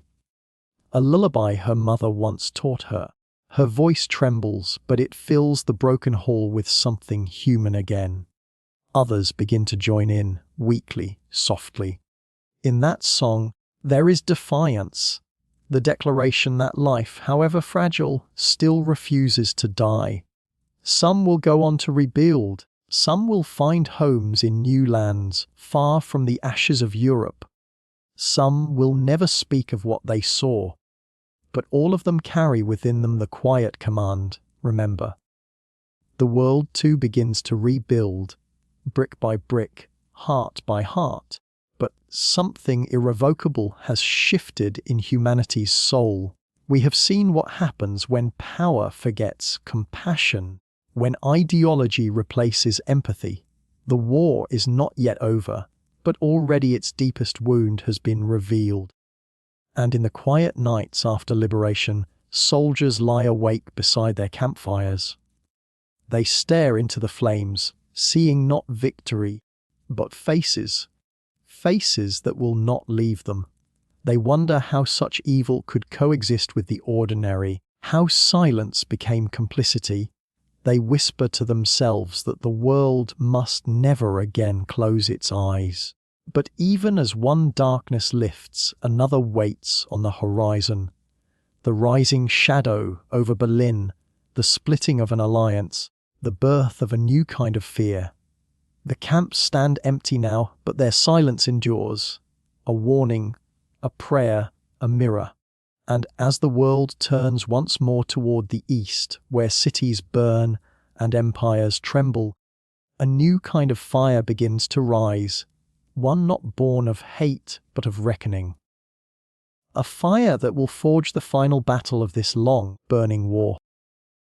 Berlin, April 1945. The city lies beneath a sky that no longer knows what peace looks like. Smoke curls where clouds should be. The Spree River moves sluggishly through rubble, its surface filmed with ash and oil.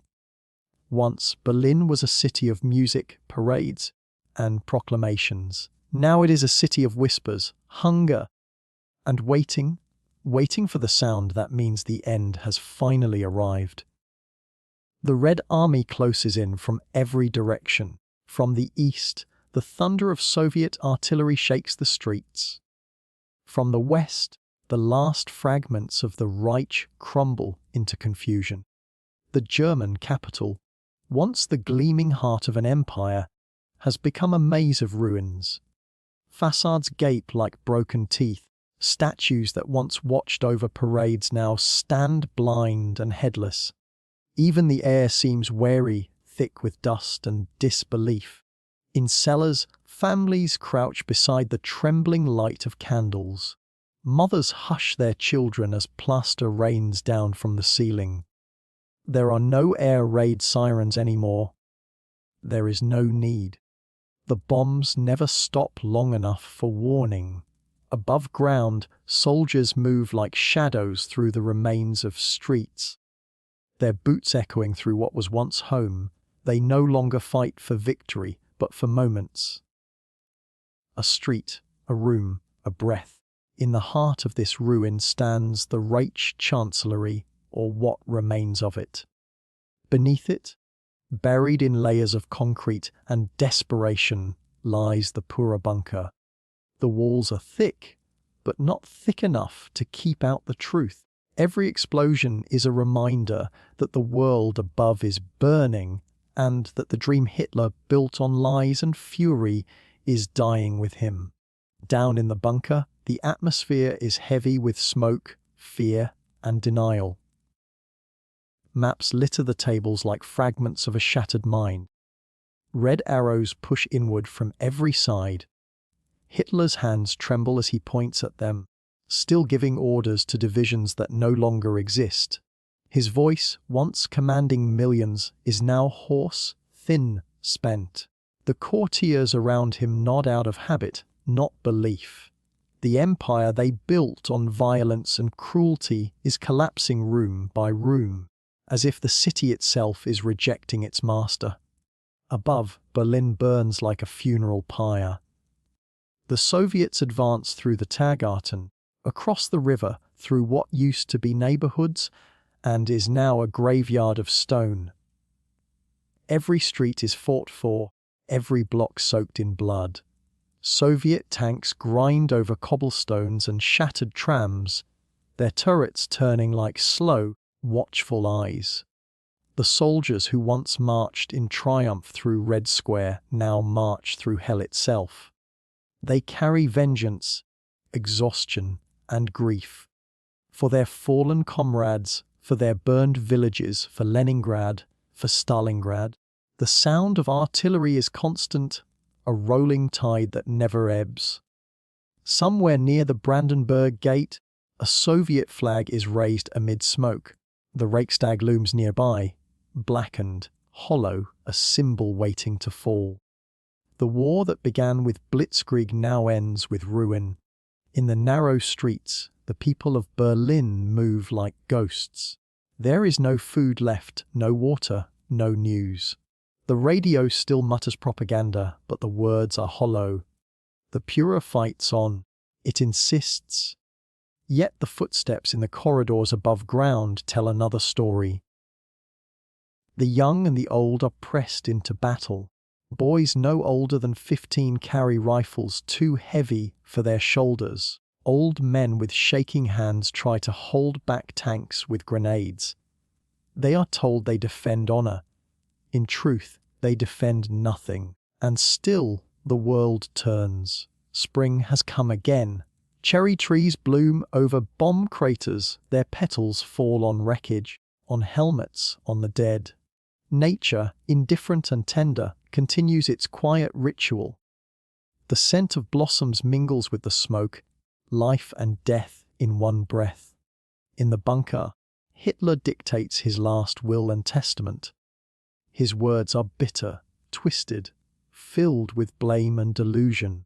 Those who listen do so in silence, eyes downcast, already half dead themselves. Eva Braun sits beside him, calm in a way that seems unreal. She wears a dress the color of fading lilacs. She smiles when he marries her, a ceremony performed in the shadow of apocalypse. Above them, the Soviet guns grow louder. Outside, Soviet soldiers storm the Reichstag. They fight room by room, floor by floor, through smoke and shattered glass. Each victory costs blood. At last, they reach the roof. A flag, red, heavy, and tattered, is raised into the grey sky. Below, Berlin howls. In the bunker, the sound of celebration above is muffled, but it is enough. Hitler knows the war is lost. On April 30, 1945, he retreats into his private room with Eva Braun. Moments later, a single gunshot cracks through the silence. When the door opens, the prophecy of his empire, 1,000 years he once promised, has ended in a few dozen months. The body is carried out and burned in the garden amid shell fire. The smoke rises, mingling with that of the city. Dictator and empire turning to ash together. For the next few days, the battle continues, though the heart of the war is already gone. The German generals argue over surrender, while civilians crawl from the ruins like survivors of a nightmare. The smell of fire and decay hangs over everything. The Soviets search the wreckage for Hitler's remains, but find only fragments. A few teeth, some scorched bone. The man who once commanded continents leaves behind almost nothing. When the guns finally fall silent on May 2, Berlin is a skeleton of itself. Streets are unrecognizable, bridges lie twisted in the river. The once proud avenues are now rivers of dust. Yet in that dust something breathes. The fragile rhythm of survival. Women begin clearing rubble with their hands. Children wander through the ruins in search of bread. Soldiers exchange cigarettes instead of bullets. After 6 years of war, Europe exhales, broken but alive. In the silence that follows, there is no triumph, only exhaustion. The victors walk among the ruins and realize that victory has no joy. The cost is too great? Cities flattened, families erased, souls scarred beyond counting. Yet within that silence, a seed begins to form. The faint idea that this must never happen again. Berlin, once the architect of darkness, becomes the crucible of reflection. Its ruins will soon be divided by politics, by ideology, by fear. East and west, separated by walls that will rise where bridges once stood. But for now, there is only the ache of what was lost and the question of what comes next. At night, the city glows faintly under the moon, the fires dying, the stars remerging, cautious and cold. Somewhere, a piano is found intact. A Soviet soldier, his uniform torn and hands trembling, presses a key. A note rings out, fragile, human, true. For the first time in years, Berlin hears music again. The war in Europe is over. But across the oceans, another storm still burns. In the Pacific, cities are still to fall, and the sky itself is soon to catch fire. Europe lies quiet at last, its heart scarred but still beating. Yet far across the sea, another empire refuses to surrender. And soon, over Japan, the heavens themselves will burn. The Pacific has become a furnace. Across the islands, the war drags on like a fever that will not break. From Iwo Jima to Okinawa, the ocean itself seems to burn. The air smells of salt and smoke. The waves carry the ashes of ships and men alike. For 6 long years, the world has been unraveling, and now the final threads smoulder in the east. Japan stands alone, proud, battered, and starving. Once an empire that reached across Asia, it now folds inward, its cities hollowed by flame. The fire bombings of Tokyo have already scorched the sky. On a single March night, more than 100,000 souls vanish beneath a storm of incendiary rain. The wooden houses ignite like kindling, the wind turns to fire, mothers clutch their children and run into rivers that boil. Pilots above, watching the inferno, see whole neighborhoods vanish in seconds. The city glows red, then black, then silent. Yet still, Japan does not surrender. The emperor remains hidden behind layers of silence and ritual. The generals speak of honor, of death before defeat. Across the homeland, schoolgirls sharpen bamboo spears, old men prepare to die for the soil beneath their feet. In the tunnels of Okinawa, soldiers fight until their last breath, while civilians throw themselves from cliffs rather than live to see occupation. The war has become more than survival. It is belief turned to madness, devotion hardened into despair. In Washington and Los Alamos, a different kind of fire is being born. Deep in the deserts of New Mexico, the scientists of the Manhattan Project, Oppenheimer, Fermi, Feynman, and others, labor in secrecy, conjuring what they call the weapon to end all wars. They speak of equations and uranium, of neutrons and implosions, but beneath the mathematics lies an unspoken dread. They are building not just a bomb, but a mirror, one that will show humanity its own capacity for destruction. On July 16, 1945, the desert dawns brighter than any before it. The test is called Trinity. At 5:29 a.m., the first atomic explosion ripples across the sand. Those who witness it feel both awe and horror. The sky turns white, then red, then violet. A mushroom cloud rises like a pillar of judgment. "Now I am become death," Oppenheimer whispers. Recalling the words of the Bhagavad Gita, he does not cheer. No one does. The silence after the blast feels heavier than the explosion itself. Half a world away, in Tokyo, the war cabinet meets in shadow. The Soviet Union has declared war on Japan. American bombers sweep the skies daily, their engines humming like approaching storms. And yet, surrender is forbidden. the word itself taboo. The emperor's advisors speak of a decisive battle to save face, though there is no strength left to fight. Rice is scarce. Cities lie in ruins. The night air smells of dust and resignation. Then comes August. The month begins in unbearable heat, the kind that clings to the skin, heavy with humidity and dread. In Hiroshima, a city of 300,000 souls, life continues under the illusion of distance. Though factories hum with war work, the people have grown used to the wail of sirens that often end without attack. Children play near the Ota River. Students clear fire breaks in the streets. Fishermen cast their nets into waters already tasting faintly of smoke. At dawn on August 6, 1945, 3 American B-29 bombers rise from Tinian Island. One carries a bomb unlike any other, a device of uranium called Little Boy.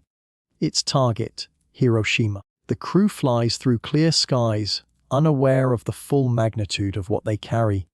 At 18:15 a.m., as the morning sun glints off rooftops below, the bomb bay doors open. For a fraction of a second, there is silence, a pause in time itself. Then light, a flash brighter than the sun consumes the sky. The city vanishes beneath a dome of fire. Temperatures reach thousands of degrees in an instant. Shadows are burned into walls. Bridges melt. Human figures turn to vapor, leave outlines on stone. The sound follows, a roar that seems to swallow the world. Windows shatter 20 miles away. Birds fall mid-flight. When the firestorm dies, Hiroshima is gone. Those who survive stumble through a world unmade. Their clothes burn to rags, their skin peeled by heat. The rivers fill with bodies and the wounded seeking water. The air is thick with dust and moans. Doctors treat thousands with no medicine left. The word radiation is not yet known to them, but its touch is everywhere, invisible, merciless. 3 days later, on August 9, the second bomb falls on Nagasaki. The sky there had been cloudy, and the first target, Kokura, was spared by the veil of weather. But fate shifts easily in war. The bomber turns south. At 11:02 a.m., Fat Man detonates above the city. The valley magnifies the blast. A cathedral crumbles into ash. Survivors recall a sudden white flash, then darkness, then silence. In both cities, the same pattern repeats. Light, fire, wind, death. The survivors wander through landscapes of glass and bone. They call the bomb picadon, flash boom. Children cry for mothers who no longer exist. Priests ring bells over ashes. In the distance, black rain begins to fall, droplets laced with soot and sorrow. When news of the destruction reaches Tokyo, disbelief turns to silence. The emperor himself, long unseen by the people, listens in his private chamber. For the first time, he understands that Japan stands at the edge of annihilation. On August 15, his voice, calm, wary, distant, is broadcast across the empire. Many hear it and weep, for they have never heard his words before. He speaks not of defeat, but of endurance. We have resolved to pave the way for a grand peace for all generations to come by enduring the unendurable and suffering what is unsufferable. The war is over. But peace does not come easily. In the ruins of Hiroshima and Nagasaki, the dying outnumber the living. Radiation sickness takes those who once seemed spared. Skin blackens, hair falls, fevers rise. Doctors record symptoms without understanding the cause. The survivors, Hibakusha, leave between guilt and grace, between the will to live and the memory of the light that tried to erase them. In Washington, the world's leaders speak of victory, yet their faces are pale. They have seen the photographs. They have read the reports of shadows burned onto bridges and playgrounds. Some call it necessary. Others call it unforgivable. A few, quietly, call it the beginning of something worse. A future where the sky itself has learned how to die. The atomic age has begun. Humanity, for the first time, holds the power of its own extinction. In laboratories and bunkers, scientists already draft designs for stronger weapons, faster delivery, greater fire. But among them, a few stand silent, men who have seen the desert turn to daylight and know what that means. They speak softly of control, of treaties, of hope. Yet the genie has left the bottle and its shadow stretches across the next century. In Japan, amid the rubble, life begins again. Seeds sprout in the cracks of scorched earth. A single tree near Hiroshima's epicenter, a ginkgo, miraculously survives. It grows leaves again, bright and green. The color of forgiveness. Children return to school in tents. Women rebuild homes from wreckage. The river runs black for a while, then clears. The bells of peace begin to ring. Years later, a plaque will be placed at the Peace Memorial Park. It will bear the words, "Let all the souls here rest in peace, for we shall not repeat the evil." Those words are a promise, a prayer, and a warning. One the world still struggles to keep. The fire that ended the war also began an era of fear, where nations armed themselves not to fight, but to prevent fighting. The light that fell over Hiroshima still glows, invisible, in every debate, every launch silo, every trembling hope that such a dawn will never come again. And yet, amid all this, there remains a quiet truth. Even after the brightest fire, the earth remembers how to heal. In the ashes, green returns. In the silence, voices rise again. Humanity, scorched but alive, begins to dream once more of peace, of renewal, of something gentler than power. The sky over Japan grows still, its light no longer of fire but of dawn. Yet as the smoke fades, the world faces a new question. What kind of peace can rise from such light? And so begins the new dawn. The war ends not with celebration, but with silence. A silence heavy as stone, vast as the ruins that stretch from Tokyo to Berlin. Smoke still curls from cities that no longer have names. Across continents, people wake to a world both familiar and foreign, the same earth beneath their feet, yet changed forever. It is August 1945. The sky, once filled with bombers, now belongs again to the wind. Soldiers wander home in uniforms worn thin, carrying not victory but memory. Their faces are older than their years. Their eyes, dulled by what they have seen, search for something they cannot yet name. Perhaps forgiveness, perhaps meaning. In the fields of France, poppies bloom again, crimson as old wounds. In Poland, survivors stumble from the camps into a world that scarcely believes them. In the Pacific, ships drift quietly in the harbors where once the ocean roared with war. Everywhere, the question rises like morning mist. What now? The world's maps are being redrawn by wary hands. Empires dissolve like smoke, colonies stir with the idea of freedom. The United States, untouched at home but changed in spirit, stands as both victor and conscience. The Soviet Union, bled and burning, emerges powerful but haunted. Britain limps toward twilight, its empire cracking at the edges. And Japan, wrapped in ashes, bows to peace for the first time in centuries. The victors call it a new beginning. But beginnings are never easy. In the aftermath, hunger walks beside hope.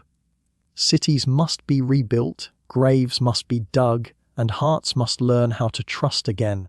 Europe becomes a continent of orphans and refugees.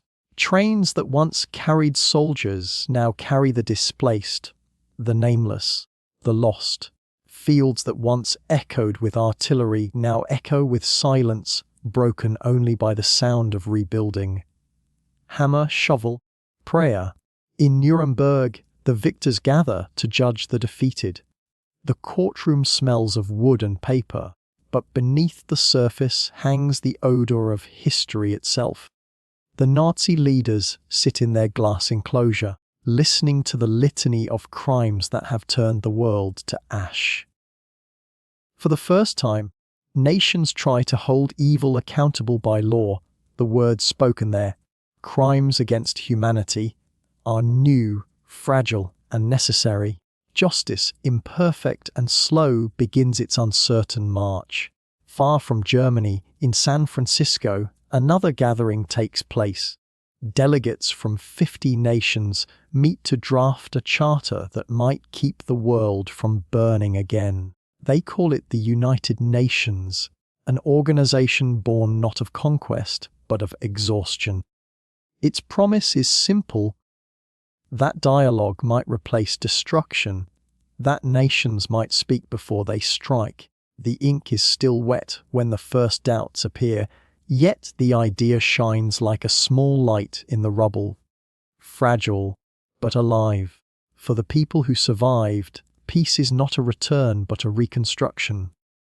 In Hiroshima, a single ginkgo tree sprouts green leaves beside the crater where nothing should grow. Children return to play near the river, their laughter strange against the silence. In Berlin, women known as Trümmerfrauen, rubble women, clear streets stone by stone, rebuilding the city with bare hands and quiet resolve. In England, families plant gardens where bombs once fell, and in the United States, men return from battle to build homes, to marry, to dream of something gentler than victory, normalcy. But beneath the quiet, a new tension hums. One that does not fade with peace. The bomb that ended the war has changed the meaning of power forever. The world stands divided between two giants, the United States and the Soviet Union. The alliances that once fought side by side begin to drift apart. In their laboratories, both sides build more bombs, bigger bombs. Hydrogen fire capable of ending civilization itself. The age of fear begins in the shadow of victory. Churchill calls it an iron curtain, a line of suspicion descending across Europe. To the west lies democracy, rebuilding and remembering. To the east, communism rising from ruins beneath the Red Star. In Berlin, a city already twice broken, this divide will one day become a wall. But for now, the division is invisible, existing only in whispers and treaties, in the invisible chill that lingers after the fires of war. Still, life insists on returning. In 1948, a child is born in Paris who will never hear a bomb fall. In 1951, the first color televisions glow in living rooms across America, their images filled with optimism and light. In 1957, Sputnik circles the Earth, a metal moon heralding a new age of science and space. The human spirit, though scarred, remains restless, curious, alive. And yet, memory endures. Survivors tell their stories, in diaries, in films, in trembling voices before classrooms decades later. They speak of hunger, of courage, of the unbearable cost of silence. They speak so that the world may never again forget how fragile peace can be.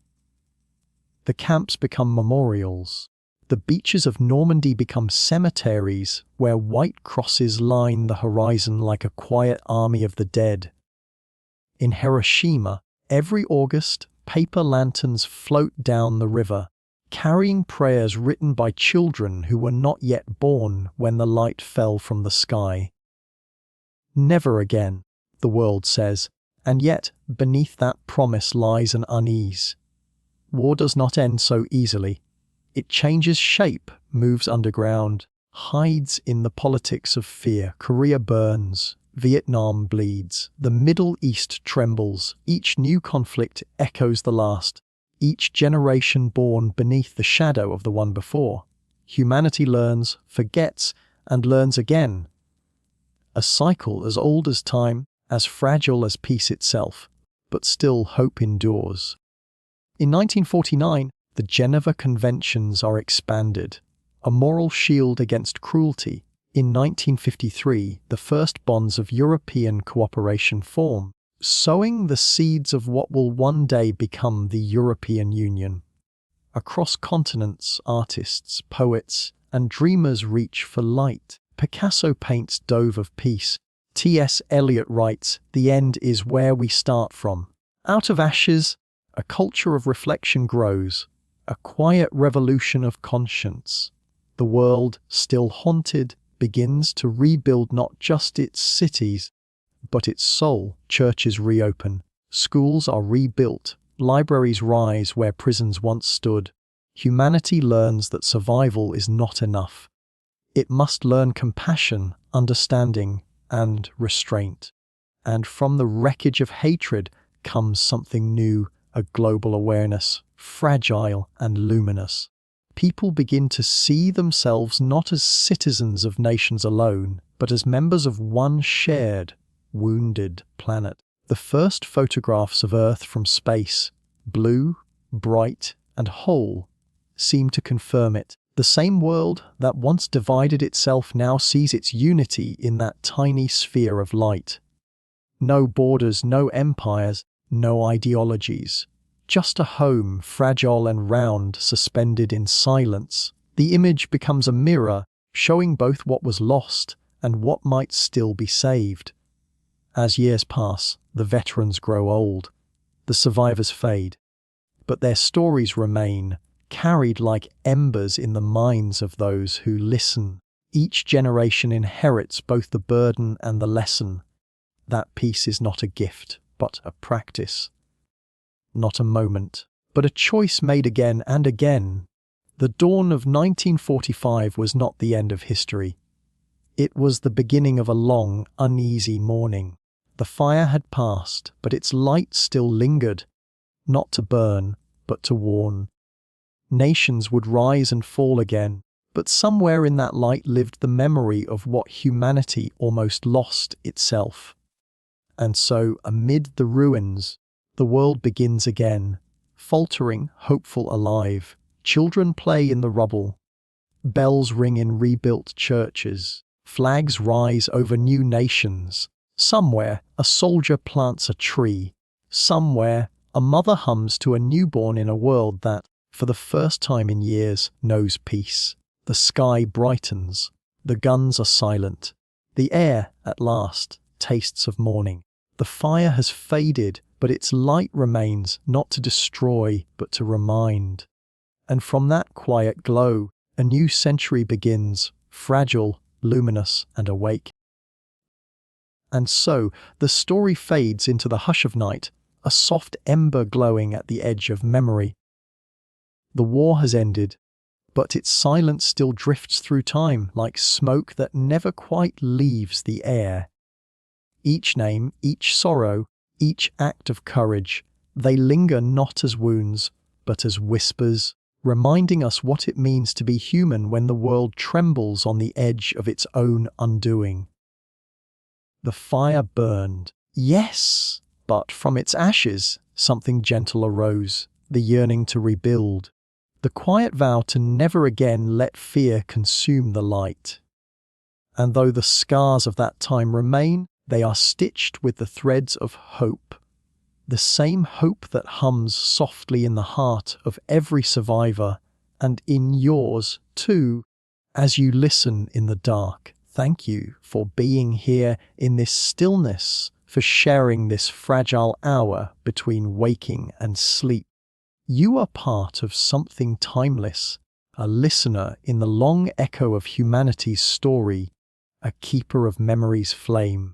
Because when we remember, even softly, we help the past rest a little easier. Now, let the noise of the day drift away. Breathe in the quiet. Let your body sink into peace, as if the whole world has exhaled and gone still. May your dreams carry you through gentle fields where the fires of history burn only as distant stars. May your spirit find rest in the knowing that even after the darkest night, the dawn will always return. This has been the sleeping hourglass, where the past tucks you in and time itself grows drowsy beside you. If tonight's story brought you calm, you are always welcome to return, to listen again, and drift once more through the soft corridors of history. Now sleep well, dear listener. The candle burns low, the echoes grow faint, and somewhere beyond the dark, the dawn is waiting.